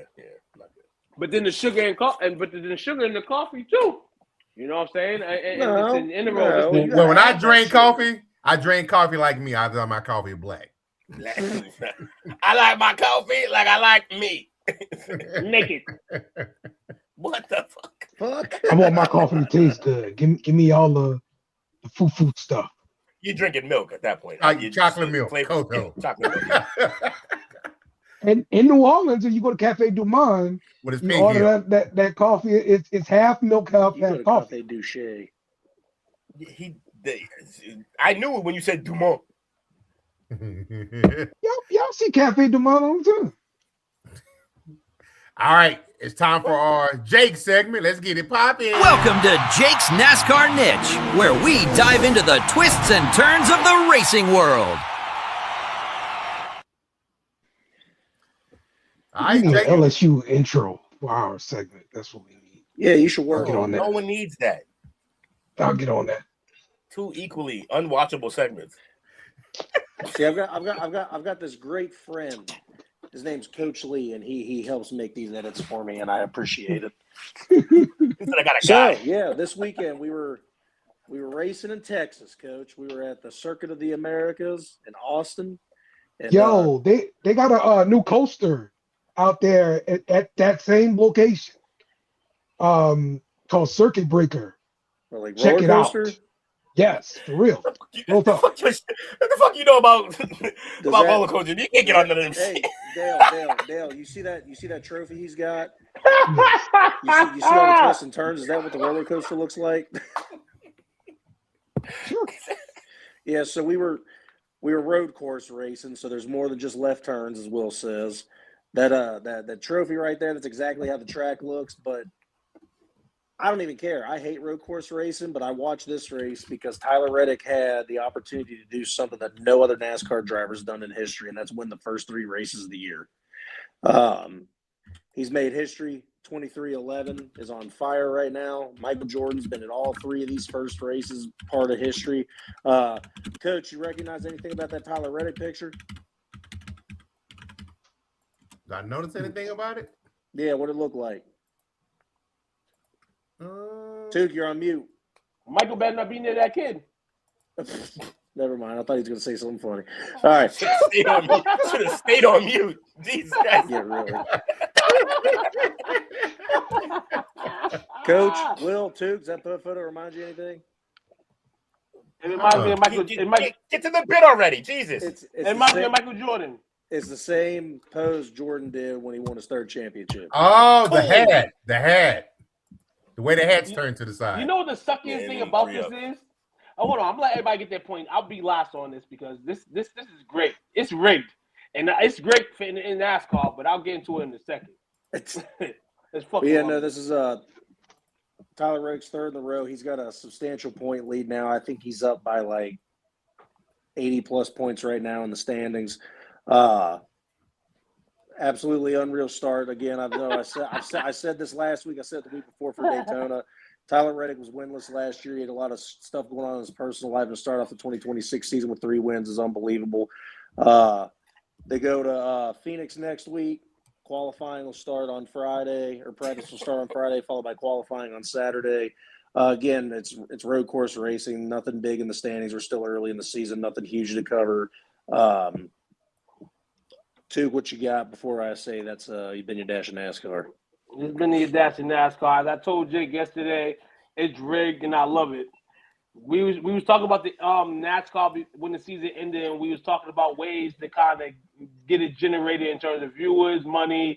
They made a new change to their, I guess, the ownership department and stuff like that. So it's great to see this. This man went 3 races in a row. But this only means disaster for not only him, maybe not NASCAR, but for him. Because this is the regular season, right? Yep. And we talk about all this playoff stuff that's going to happen in the near future. So these 3 races right now, you're the hottest guy rolling, and people are going to bet for you on this 4th race coming up. People are going to bet money. This is where it's going to get interesting. And then when the boom comes, he's not even going to be there at the end of winning. Well, he got a crazy lead right now, but he's not going to win it. That's the crazy thing about this right now. That is so exciting that we don't even realize as non-fans, if you're a non-fan, that this is not the postseason. It's the regular season. Took, you're extending a NASCAR conversation. Let's get out I of have to. I love NASCAR. Let's get out of here. It's NASCAR. This is for all the NASCAR fans in here. Jake has developed a segment where hopefully some NASCAR fans are watching, and I want people to watch this, and I want people to see that this man, Michael Jordan, 3 in a row. Like I said, Michael stays away from the kid, you'll win another one. If he don't, and you know what, Will? You can talk your shit all you want, but someone other than me's been posting NASCAR in the group chat, or not in the group chat, in the group, and I love it. That means it's contagious. I'm starting a movement. That means it's contagious, and we should put a working, stop to it. And everyone's going to start liking left turns more and more, so get over it.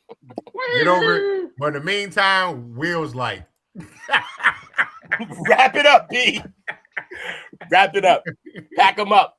We got it. We did it. We did the thing. Michael's still winning more than LeBron. That's crazy.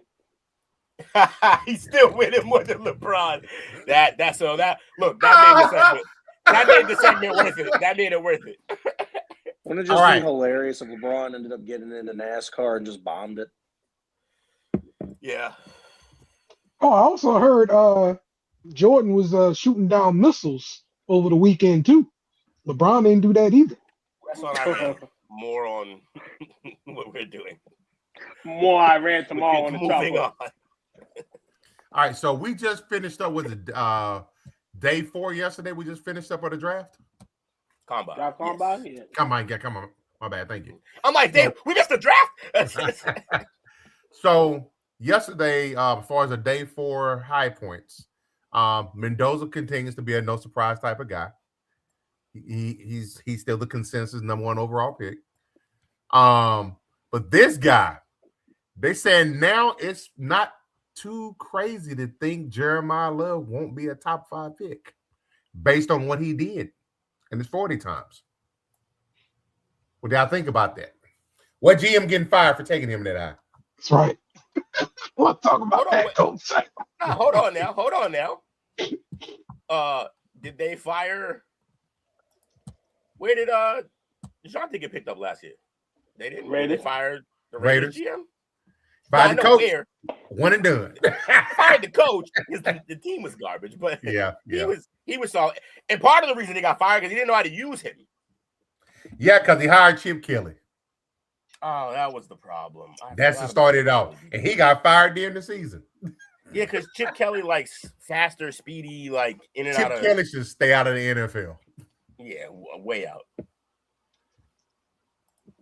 Unless he's coaching Philly again. I love that. I need this to happen. I need him to rage on the podcast during the draft. That'd be so much fun. For the Giants, real talk, I ain't mad if they go get Jeremiah Love. I am, but I do like the combination of those 2 backs in the backfield is crazy behind Dart. You got him and then Scatterboo, the bruiser. That's what I'm saying. Oh, my God. Hey, that's all start done. That's all start done, but the done version is going to be a complete back instead of a scat back. Right, and I feel like y'all got enough money to get some guys on defense if you want to. New York. Ross Class. Hey, Mike, y'all won't. I know you're going to flip tables if y'all do take him, but would you be surprised or upset if y'all took King and Sadiq? No one should be upset about that because that kid is a freak of nature. I'm thinking that's dangerous with him and Neighbors. In terms of raw athleticism, the last time we've seen this at tight end was Vernon Davis. Yes, you are correct. And so, good Lord. And he had a good career. Yeah, Vernon was real good. With not great quarterback. Until he ran into Mike Singletary. And that's the only time he wasn't. That's the only time he wasn't. And then didn't he end up in Washington, which is where you go to die as a tight end. So yeah. Okay. Another thing from the takeaway from day 4 was they seem to not know where to put Dale's guy Nussmeier.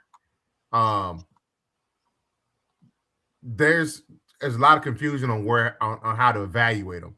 Do you evaluate him about how he did 2 seasons ago and how he started the season, or do you evaluate him based on how after he got hurt, how he responded?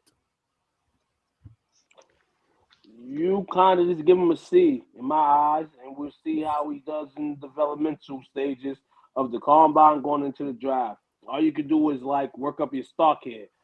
I don't think he'll lose any like stock value during the combine or anything. He's gonna be where he's at. But then from there it goes about how much he loves the game, and not only that, but how much he can improve. We ain't gonna take the injury and say, "Oh snap, whatever." We'll do it with Dale for shits and giggles because he was like A+ man right here. But at the end of the day, wish the man all luck, man. All these QBs right now, all these QBs want to take $9 million and stay in school and bang bros. He want to go play in the league. So Bang bros, what bang bros did? I don't know what's going on with Took right now, but it's a lot of. I'm just saying. I tell you, I know what Took doing after the show. No. I'm just saying in general, guys there, the QBs, the quarterbacks, they are staying for another reason other than just get that cash. If you know, you know. The coach may know. Coach was a college athlete. This 4.2, he didn't actually run this 4.2 because I saw him running. It was 4.3 something. What's this? Are they lying? This is what the RAS says. I watched it live. He didn't run the 4.2. Well, you probably watched the unofficial time, and the official time came in as something else. This is why this is all bullcrap. According to AI, they say he ran a 4.26. Crazy. Lights out speed. Yeah. Can he catch? Probably not. We'll see. Yeah, we'll see. Will knows. Will probably says all he run is 9 routes.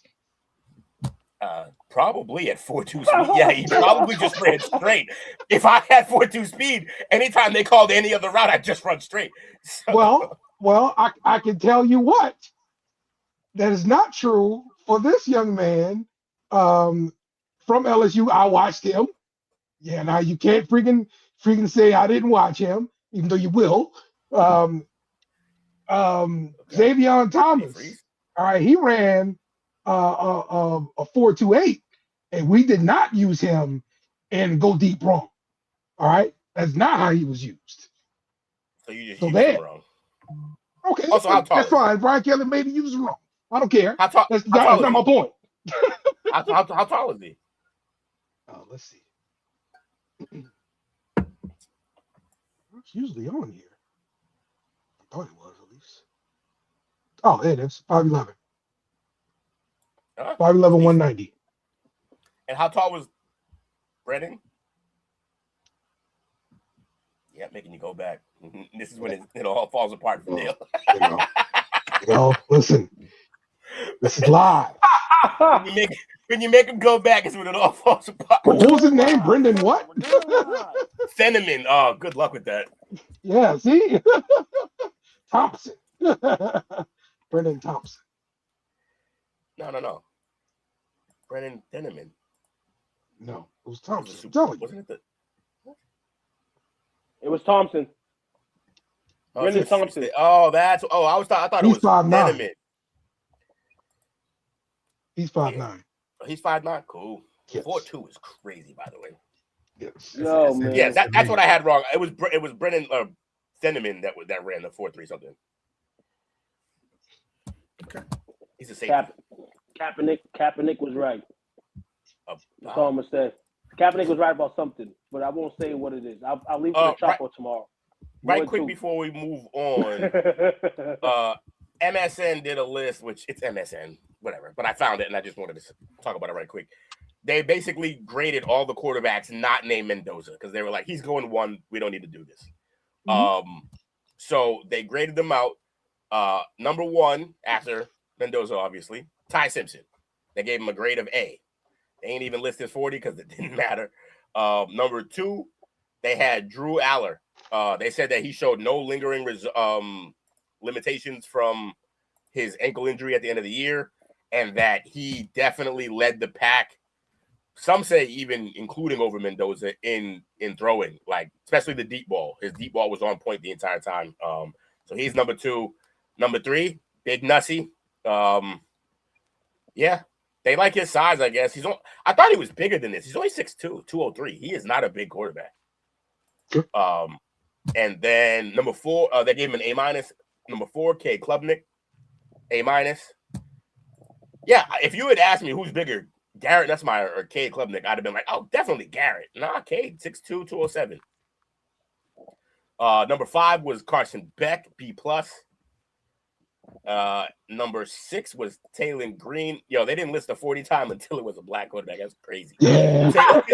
But he killed it, though. He killed it, though. Which is why I was telling y'all, like, he has great upside. It might get him up because of this, the combine. And sure enough, he might have jumped in this draft because of the combine stuff. But, like, he ran a 4.37 at 6'6", 227. I predict him putting on at least 8 pounds. That put him at 6'6", 235. You're moving into Cam territory in terms of physicality with this guy. Yeah, but none of the other things that Cam had have we seen yet. Number 7 was Jalen Daniels from Kansas, 6'1", 219. He's giving me Willis vibes. They also didn't give his 40. 8 was Haynes King out of Georgia Tech. 9, Baron Morton. And 10, Cole Payton. The rest is guys who will be selling insurance. So who were the quarterbacks last year? It was Cam Ward, Shador Sanders, your guy, your rookie that y'all got. Shuck. Oh yeah, Shuck. Yeah. Imagine forgetting your own guy. Right, your own guy.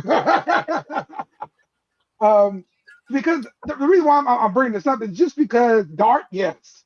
I think this year's crop of quarterbacks are going to be better overall than last year's. And I get there's not going to be maybe more than 2 quarterbacks taken in the first round. Yeah. But I think there are better. This is a better class overall than the previous season. Well, you're right in that it has the potential to be, and that's because a few of these guys were supposed to be clear-cut first-round picks. Yes. And they just all kind of had bad seasons last year. Aller, not great. Klubnik, they got hurt. Great. Injuries. Right. Injury killed them. And so they've fallen, and then some of the other guys like Taylor got to play, stuff like that. So I actually am inclined to agree with Dale here. They could perform better because last year's core, we knew who the top were, and then we knew everyone else wasn't it. Yeah. These guys were all supposed to be it, and then had bad seasons and injuries and stuff like that. Yeah, we could see some. I think Drew Aller is gonna be somebody's quarterback. So now we're talking Drew about Aller. Yeah. I think Klubnik's gonna be a quarterback. I think of course I think Nuss is gonna be one. Yeah. Carson Beck. I think if you draft Beck, depending on where you draft him, but if you draft Beck, Klubnik, or not Aller, who's the other one you said? Beck, Klubnik. I would just Nuss. If you draft one of those 3 guys and it doesn't go well, you get yourself fired. But you could draft Drew Aller, and if it doesn't go well, you could probably keep your job. Because I think he just has that prototype build, and he has a cannon of an arm. He can make all the throws. So yeah, I think it's gonna be. I think you're right. I think it's gonna be a fascinating class. Mendoza's the only person that's gonna get somebody fired. No, Mendoza's not gonna get you fired because everybody is consensus that he's number one. It doesn't work out. Like nah, but if it doesn't work out, that's a franchise decision. And when you're picking quarterback at number 1, so unless you're firing yourself as as an owner, that's a franchise decision. So I don't know. I don't think I.e. Kyler Murray. And Kyler ain't get nobody fired. It took him a while, but he got coaches fired. But he didn't get. He got his coach fired. Yeah. 2 coaches fired. But one of them shouldn't have been there. Yeah, that's true. That is very true. All right, so for this week's segment, Yeah, that did Oh, fall your off. boy. And he won one, didn't he? All right, here we go. How do you Playoffs? You want to talk about playoffs? Playoffs? Are you kidding me? We're just trying to win a game. All right, my bad. We don't mean to cut you off there, man. You good? I was running my mouth. Okay, so for this week on the segment, I want to take a look at. They didn't rank it, but they have the top 10 NFL drafts of all time. But they didn't rank it. They got everybody at number 1. But I want to get y'all. Obviously, I love getting y'all's perspective because this is the Parlay Perspective. So let's get right into it. So the 2004 NFL Draft, you had 39 Pro Bowlers. You had 128 players that played 5 years or longer. Oh wow! Out of the 255 drafted, the standout picks was Eli Manning, Phillip Rivers, Big Ben, and Larry Fitzgerald. The 2007 NFL Draft, you had 34 Pro Bowlers, 122 players with 5+ years of playing. In that one, you had Megatron, Joe Thomas, Adrian Peterson, and Revis Island. It's a good draft right there. Mm-hmm. You probably got what? Probably 3-4 Hall of Famers right there. Eventually. The 1981 NFL Draft. This is my opinion for number 1. You got 7 Hall of Famers. That's Marino draft. 45 Pro Bowlers. Not Marino draft. He was 84. This draft, you had Lawrence Taylor, Ronnie Lott, Mike Singletary, and Howie Long. The 96 draft, you have 5 Hall of Famers. That's the one with Jonathan Ogden, Marvin Harrison, Ray Lewis, and T.O. The 85 NFL draft, you have 5 Hall of Famers. You have Bruce Smith, Jerry Rice, Chris Dolman, and Andre Reed. The 2011 draft, you have 45 Pro Bowlers as of at the time of this. That's with Cam Newton, Von Miller, J.J. Watt, and Richard Sherman. The 89 draft, you have 5 Hall of Famers. Troy Aikman, Barry Sanders, Derek Thomas, and Prime Time. Then the 19, this is way for y'all, way for my time, way for my dad's time. You got the 57 NFL draft with 9 Hall of Famers. That's Jim Brown, Sonny Jurgensen, Don Maynard, and Jim Parker. The 83 NFL draft. This is Marino, Dale. John Elway, Dan Marino, Eric Dickerson, Jim Kelly. That's a killer draft. And this one, like I said, the one with LT just due to what they did for the league. But this is the 1974 Pittsburgh Steelers draft. Well, they're the only ones picking. Out of that draft, they weren't only ones, but they might have been. Out of that draft, they had 4 Hall of Famers. Yeah, Howie, right? Lynn Swann, Jack Lambert, John Stallworth, and Mike Webster. Oh, not Howie. Nice. So, this is their top 10 of all time. Do you guys have a all-time draft that you liked? What was number 1 again? What team was it? What year was it? The first one, the number 1. The first one was the 2004 with Eli. Yeah, I tend to. So many great passers came in later, and it's because the game changed. Right. But those passers dictated what the league is right now. Some of the other drafts changed the league too. Like you said, LT's draft did some things to the league. But I think that 04 just changed so much. I'm down with 04, dog. I said the first one as soon as they said it. Shit. Yeah, and I looked at everybody's list and everybody, but that one right there. Maybe because that's like really my generation. Mm-hmm. But superb. True that. Yeah, 83 was crazy too. 100%. I feel like you set this up because you had one that wasn't on the list. No, Okay. I like the one like my favorite was the one with LT running, like LT, because of how badass he was. Yeah. That's the way the kick move that the tackles do right now. That's because of LT to be able to get out and to set the edge fast enough. Right. They implemented that because of him. And then you got Ronnie Lott, who was all pro at cornerback and at safety. You don't see that too often. I forgot Lott played corner. And besides, the man said cut off the tip of his fingers so he can keep playing. No, he's a maniac. That guy's out of his mind. Yeah, for real. For real, though. And then you got the crazy eyes of Mike Singletary.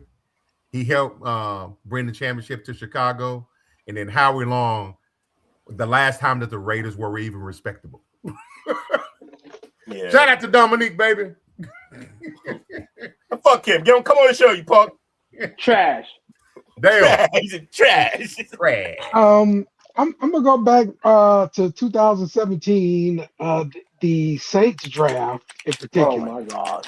You damn right. I'm talking about my Saints. This guy's a homer. Rest already. We get it. Like pretty much the entire draft, like they hit every pick. Marshawn Lattimore, pick number 11.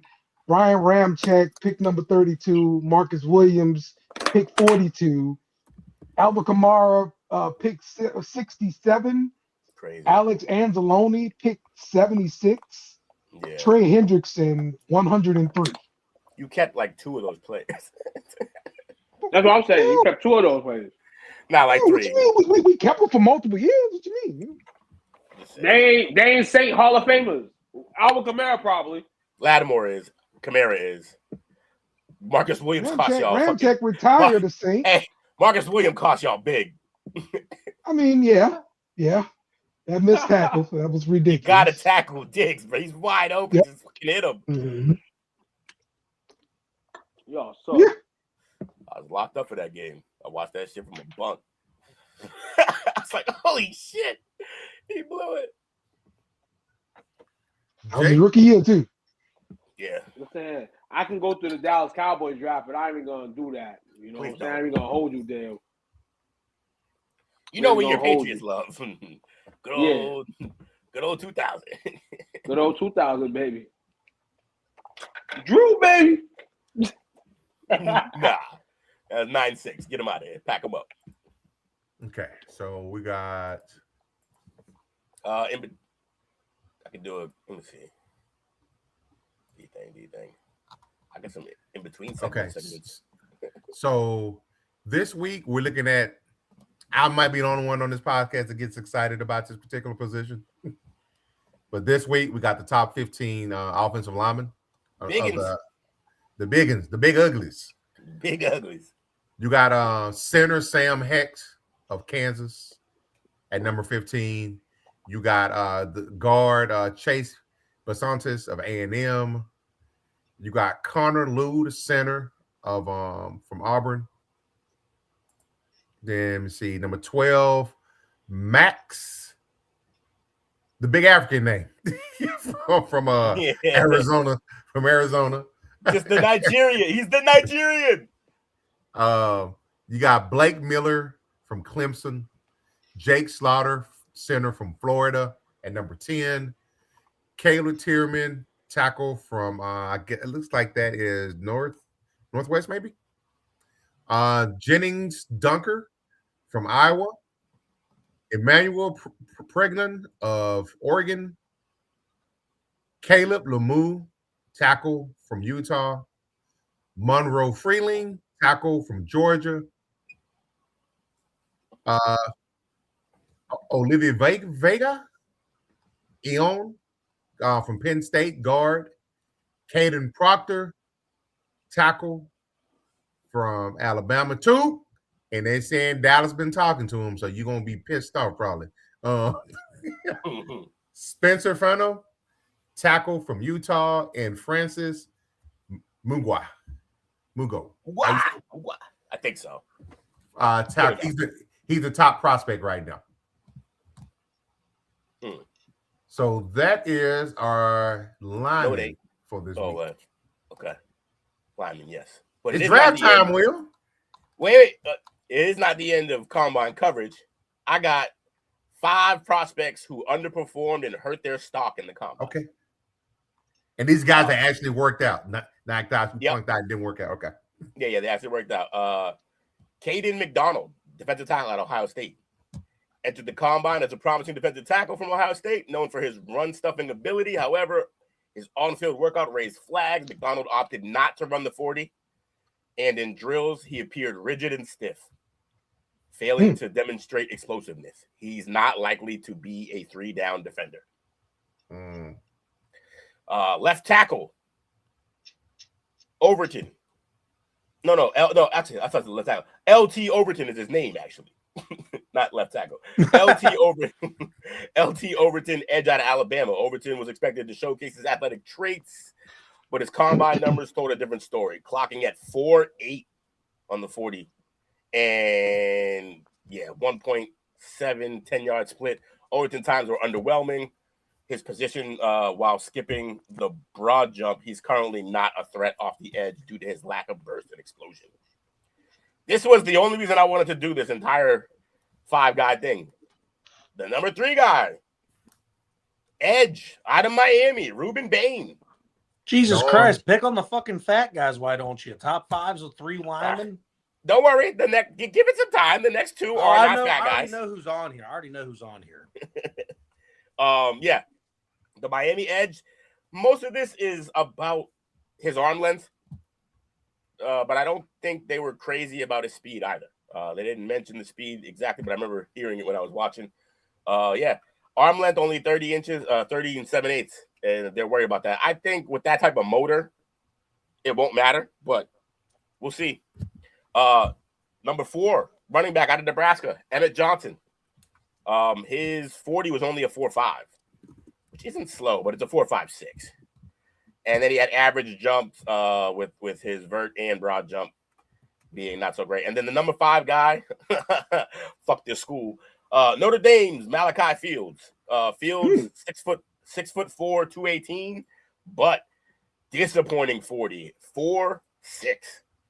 Right. My man, who was that? 4.6. This Fields from Notre Dame. Malachi Fields, yeah. Damn. He a bigger guy. I mean, look, 4.6 is Look 4.6 at what position? wide receiver. 6'4" though, but you gotta have have a big dude. Yeah. You can get away with that if you have route running in hands like Michael Thomas when you first came. But if you don't, that's problematic. Yes. I don't know about his tape. Yeah, we'll see. So, but look, let Bain drop because all right, we're doing a mocky mock. Is that what we're talking about? Drop, baby, drop. I really thought Cardinal Tate was going to be on that list because of the 40, but all right, I'll take it. They're still saying Cardinal Tate also. They're saying he's still going to be wide receiver 1 or 2. Mm-hmm.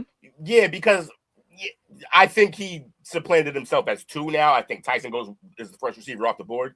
But Tate, look, 4.5 isn't slow, but like I said with the other guy, if you're running a 4.5 at 6'3", you better be able to box guys out and make a bunch of tough catches against coverage because you're not going to create separation at 4.5. You're really not unless your route running is phenomenal. Was I the only one slightly creeped out by McCon Lemon? The way he looks? Yeah, like the weird stares and shit he was doing. I'm like, hey, you might see him on, hey, where'd that little guy go missing at? How to catch a predator. Yeah. Okay, let me see.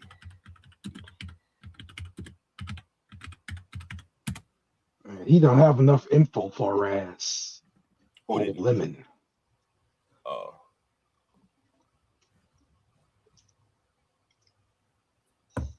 Oh, biggest risers and fallers. They had Zachariah Branch and safety Dylan Thieneman. And it's all have to do 40 times. They ran like 4 5s. Yeah. Thieneman. Thieneman ran 4.37. And Branch, what did Branch run? I think he ran like a 4.5. Branch? Yeah. Let me pull him up. Yeah, pull that up, because anywho. Branch.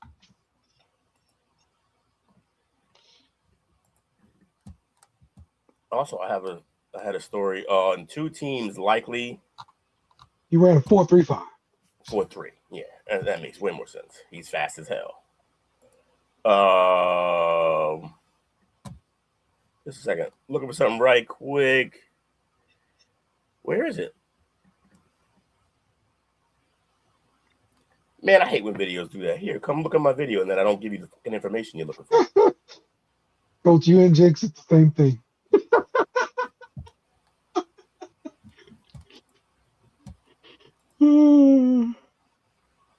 I'm hearing Atlanta and Minnesota might be interested in Tua. So that was Minnesota wants a savior. They should have just kept Darnold. Yeah, they blew that. They know that.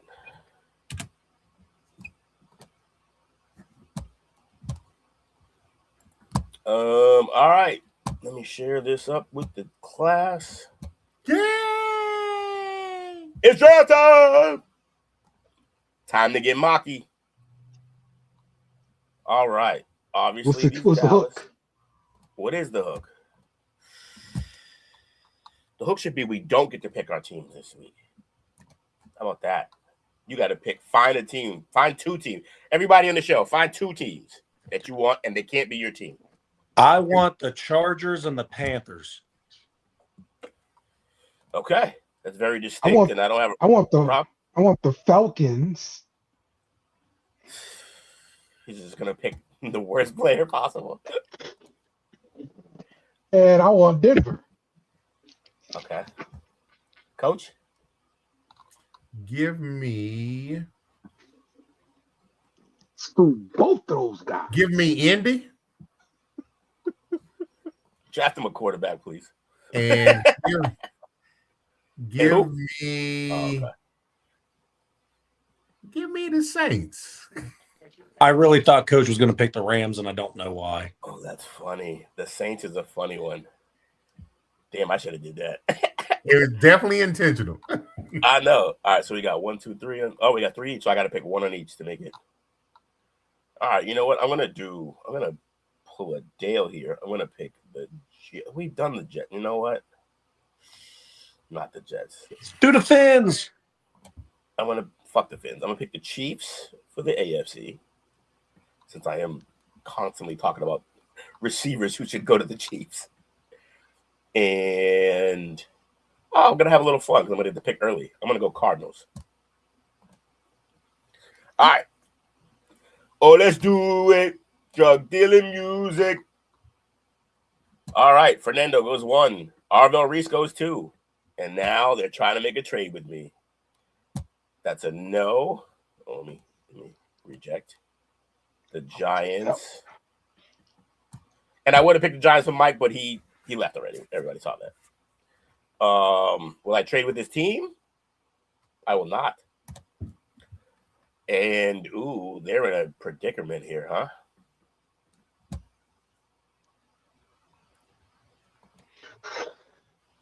Who do they need?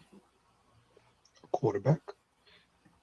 Yeah, not from this draft. Not this early. Not anymore. Mendoza's gone. Do they take the wide receiver? Do they take Tate? I think it's either going to be wide out or running back for them. And I think they will lick their shot. This is too high for him now, knowing what I know about his 40, though. Yeah. Ah, man. All right. You know what? Let me see. You know what? Yeah, it ain't my team. Bailey went next. Sonny Styles to New York. Ooh. Caleb. Yeah, they're cooking. Let's see. Pick 28, pick 38, pick 59. That's all. You know what? I'm going to pass. I know who I want. I know I want to take. Who you going to take? I'm going to take Jeremiah Love. I knew it. Jeremiah Love. I knew it. Fuck you, Dale. Okay. No, we got some rebuilding to do here in Kansas City. We're not going to be taking trades of this sort. Or this. Often, Coach, the same package. Yeah, they're trying to move up, huh? Who they trying to take? I don't know. All right. So I got some decisions to make. They do need. Oh, this is a match made in heaven. Kenyon Sadiq goes to the Chiefs. Yep.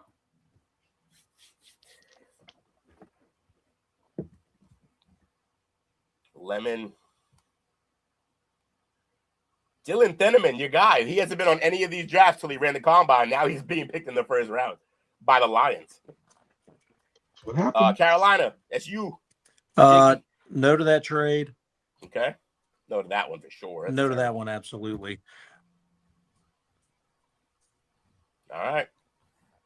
Kedrick Falk's right there. It says the biggest needs an edge. I think Kedrick Falk's a perfect pickup for them. I couldn't agree more. Let's go with that. Let's go with that. Dallas took Terrell. Oh, and this couldn't have happened to the better need. They need a tackle. Get them, Fano. And they're in Cali, which is, Fano's, I'm almost for sure he's from Hawaii. So, that is the pickup. Yeah, it is. Simpson to the Browns. That's hilarious. It's funny every time. All right, Denver. Okay. So let's see what Denver might end up doing. Probably look at some wide receiver help here. Oh, so we're rejecting all these trades. Okay. Yeah, definitely rejecting those trades there. The receivers are thin. Your best bet's Chris Bell here. Maybe Boston. Yeah, I'm going Bell here. Patriots take Anthony Hill. We got Anthony Hill. Let's go. They pick better for the Patriots than me and Jake combined. Arizona, it's me again. All right. Took a receiver first time. They need tackles, guard. Damn, their whole line, their whole offense is shit. Ty Simpson? He's already gone. Who took him? The Browns. As I cheered, it was hilarious. My God, that's unbelievable. Such a Browns pick. It went too fast for me. I missed it. Yeah. So, do I go guard because he's rated higher, or do I set the edge for them with that tackle? You might have bid it from the inside out, because we don't know who the quarterback's going to be. So why protect them? I would go with the best of the prospects. Yeah, it's fair. Is that what you're implying? That let's not even protect them. Yeah, Texas A&M. Plus, it's Texas A&M versus Arizona State. So, all right, back to me again. No, we're not doing this. No, we're not doing this. All right, I gave him a tight end. They need a defensive tackle and an edge. Whew. Why is it me specifically who's always drafting TJ Parker? I don't understand. Every time. Will needs a jersey. Apparently, I'm a TJ Parker fan. I had no idea. I like what I did for the Chiefs. By the way, I think Sadiq to the Chiefs is a very real possibility. He's probably still going to be there at 9. Don't reject that one yet. I'm interested in that one. Okay. You do move up later, and then you only move back 7 spots. All right, so I'm rejecting that one. This one, nah, this is whack. You should reject this. Yeah. This one I could see. What is showing that they need? Edge, guard, wide receiver, cornerback, tight end. Entire team, except quarterback.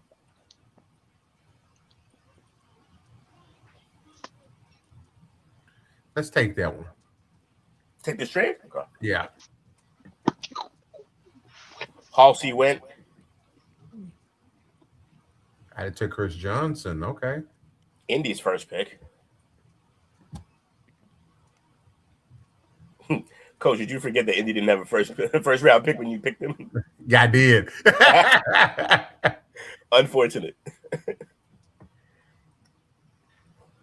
So you're drafting, right? Because you already didn't have a first round pick. Yeah, I'm drafting for this exercise. I was a gambling man. I'm taking all that shit. That's a lot of stuff. It's all for next year, but it's good stuff for next year, though. Yeah.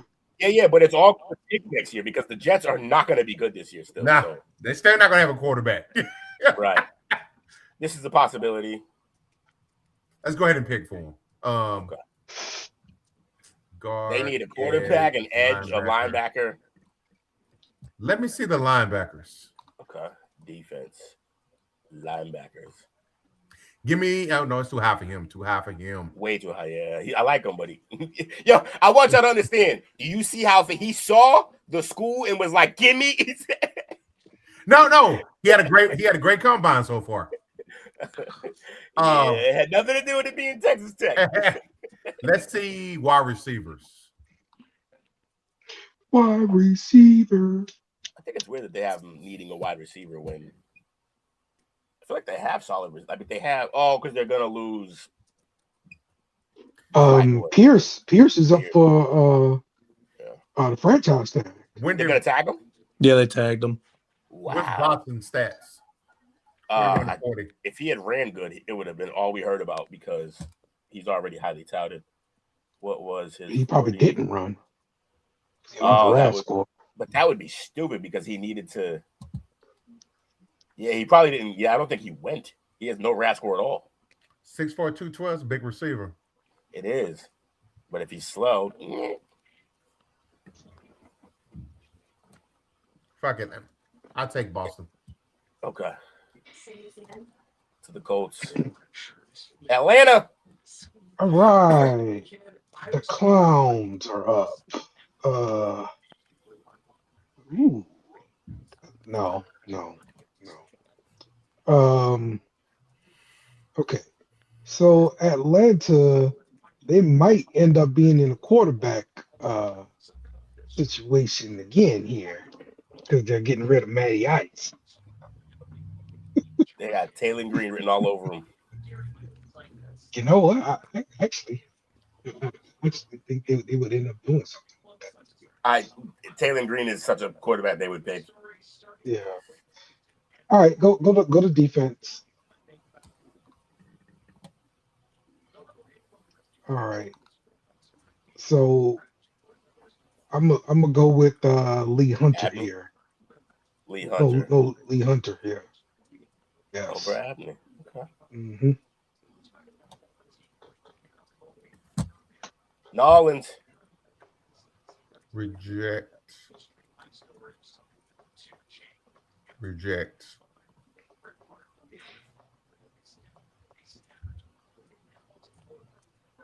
They need an edge, guard, receiver, cornerback, tight end.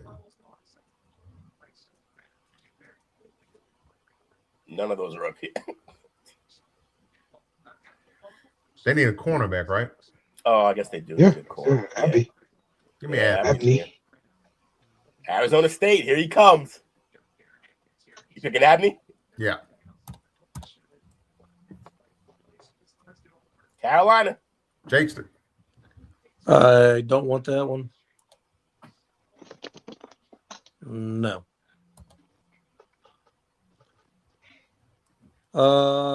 Team need is a safety right there too.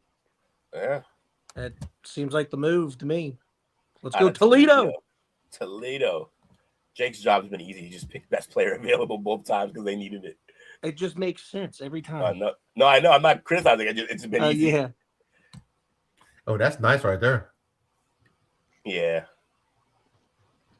See, I don't like giving up the 123rd. Yeah, accept that. We're not picking there. Fuck them. All right, now you're picking.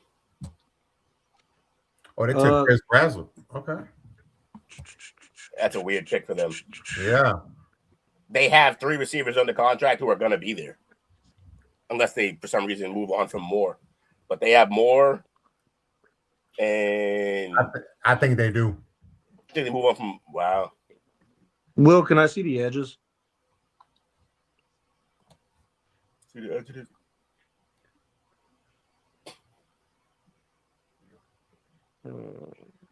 And then the offensive lineman. I know I already picked up a tackle, but Chargers could always use the help. Show the guard.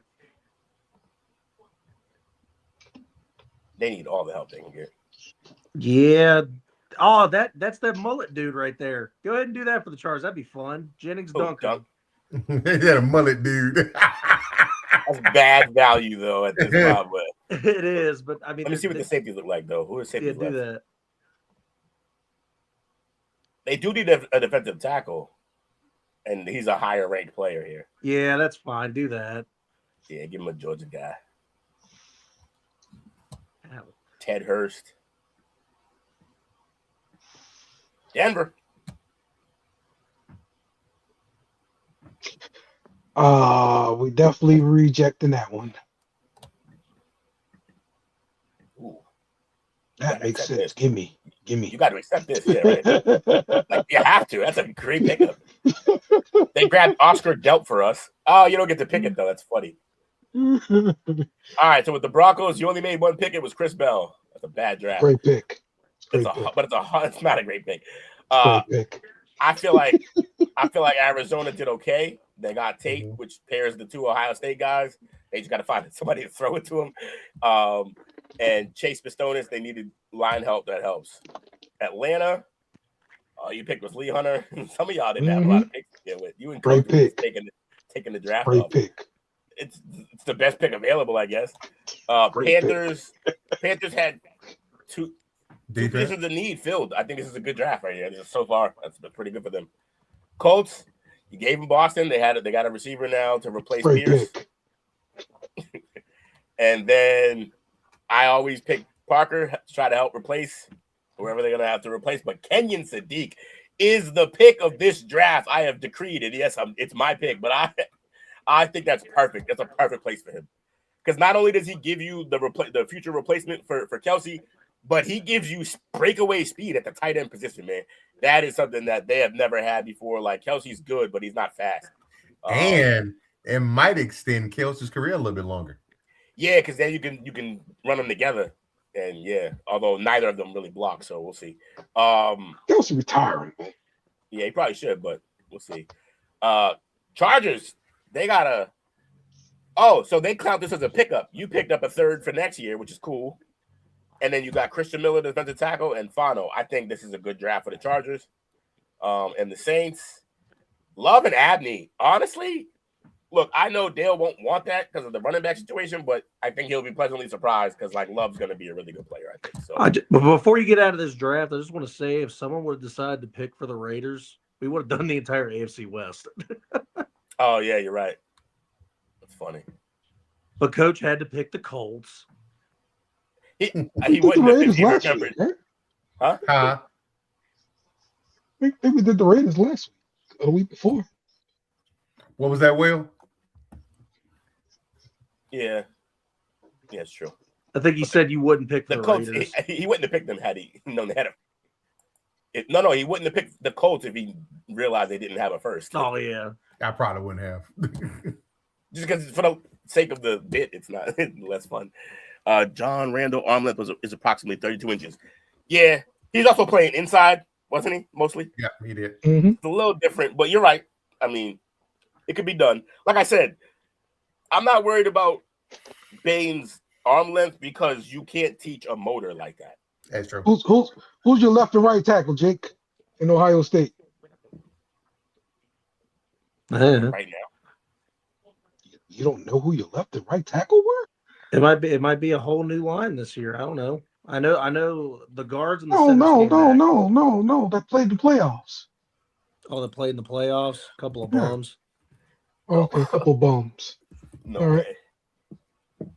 You and Will out there playing tackle. Gotcha. Two bums. Will probably would have blocked better than what we had. Sam was running for his life. Okay. I also have short arms though. I don't know. It's all right. Will Campbell made it work. He faked it till he made it. Yeah. Austin. Put that there. Silverfeld? Yeah, that guy. And Dirty Philip Russ. Daniels. Dirty Russ. Never trust a dude named Phil. There's a vicious dog attack. It's the pea pad destroyer.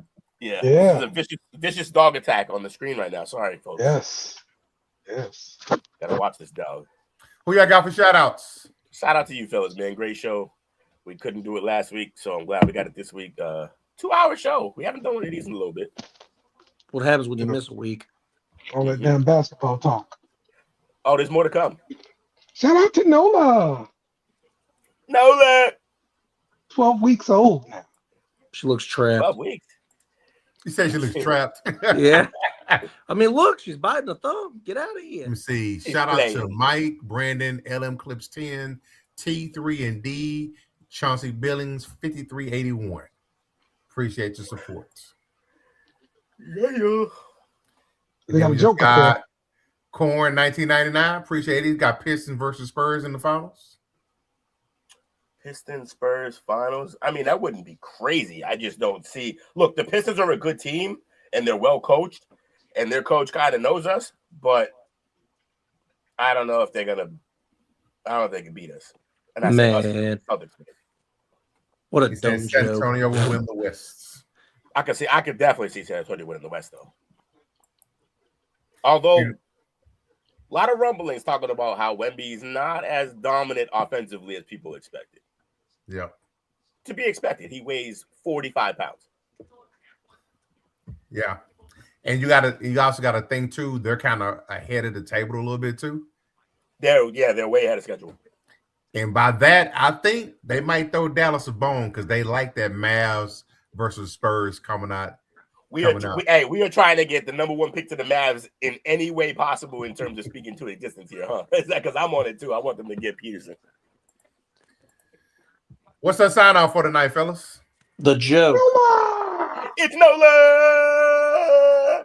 What they said, we out here. Appreciate y'all. Thanks for watching our show. Remember to subscribe for more shows on the network. Smash the like button, share, and comment.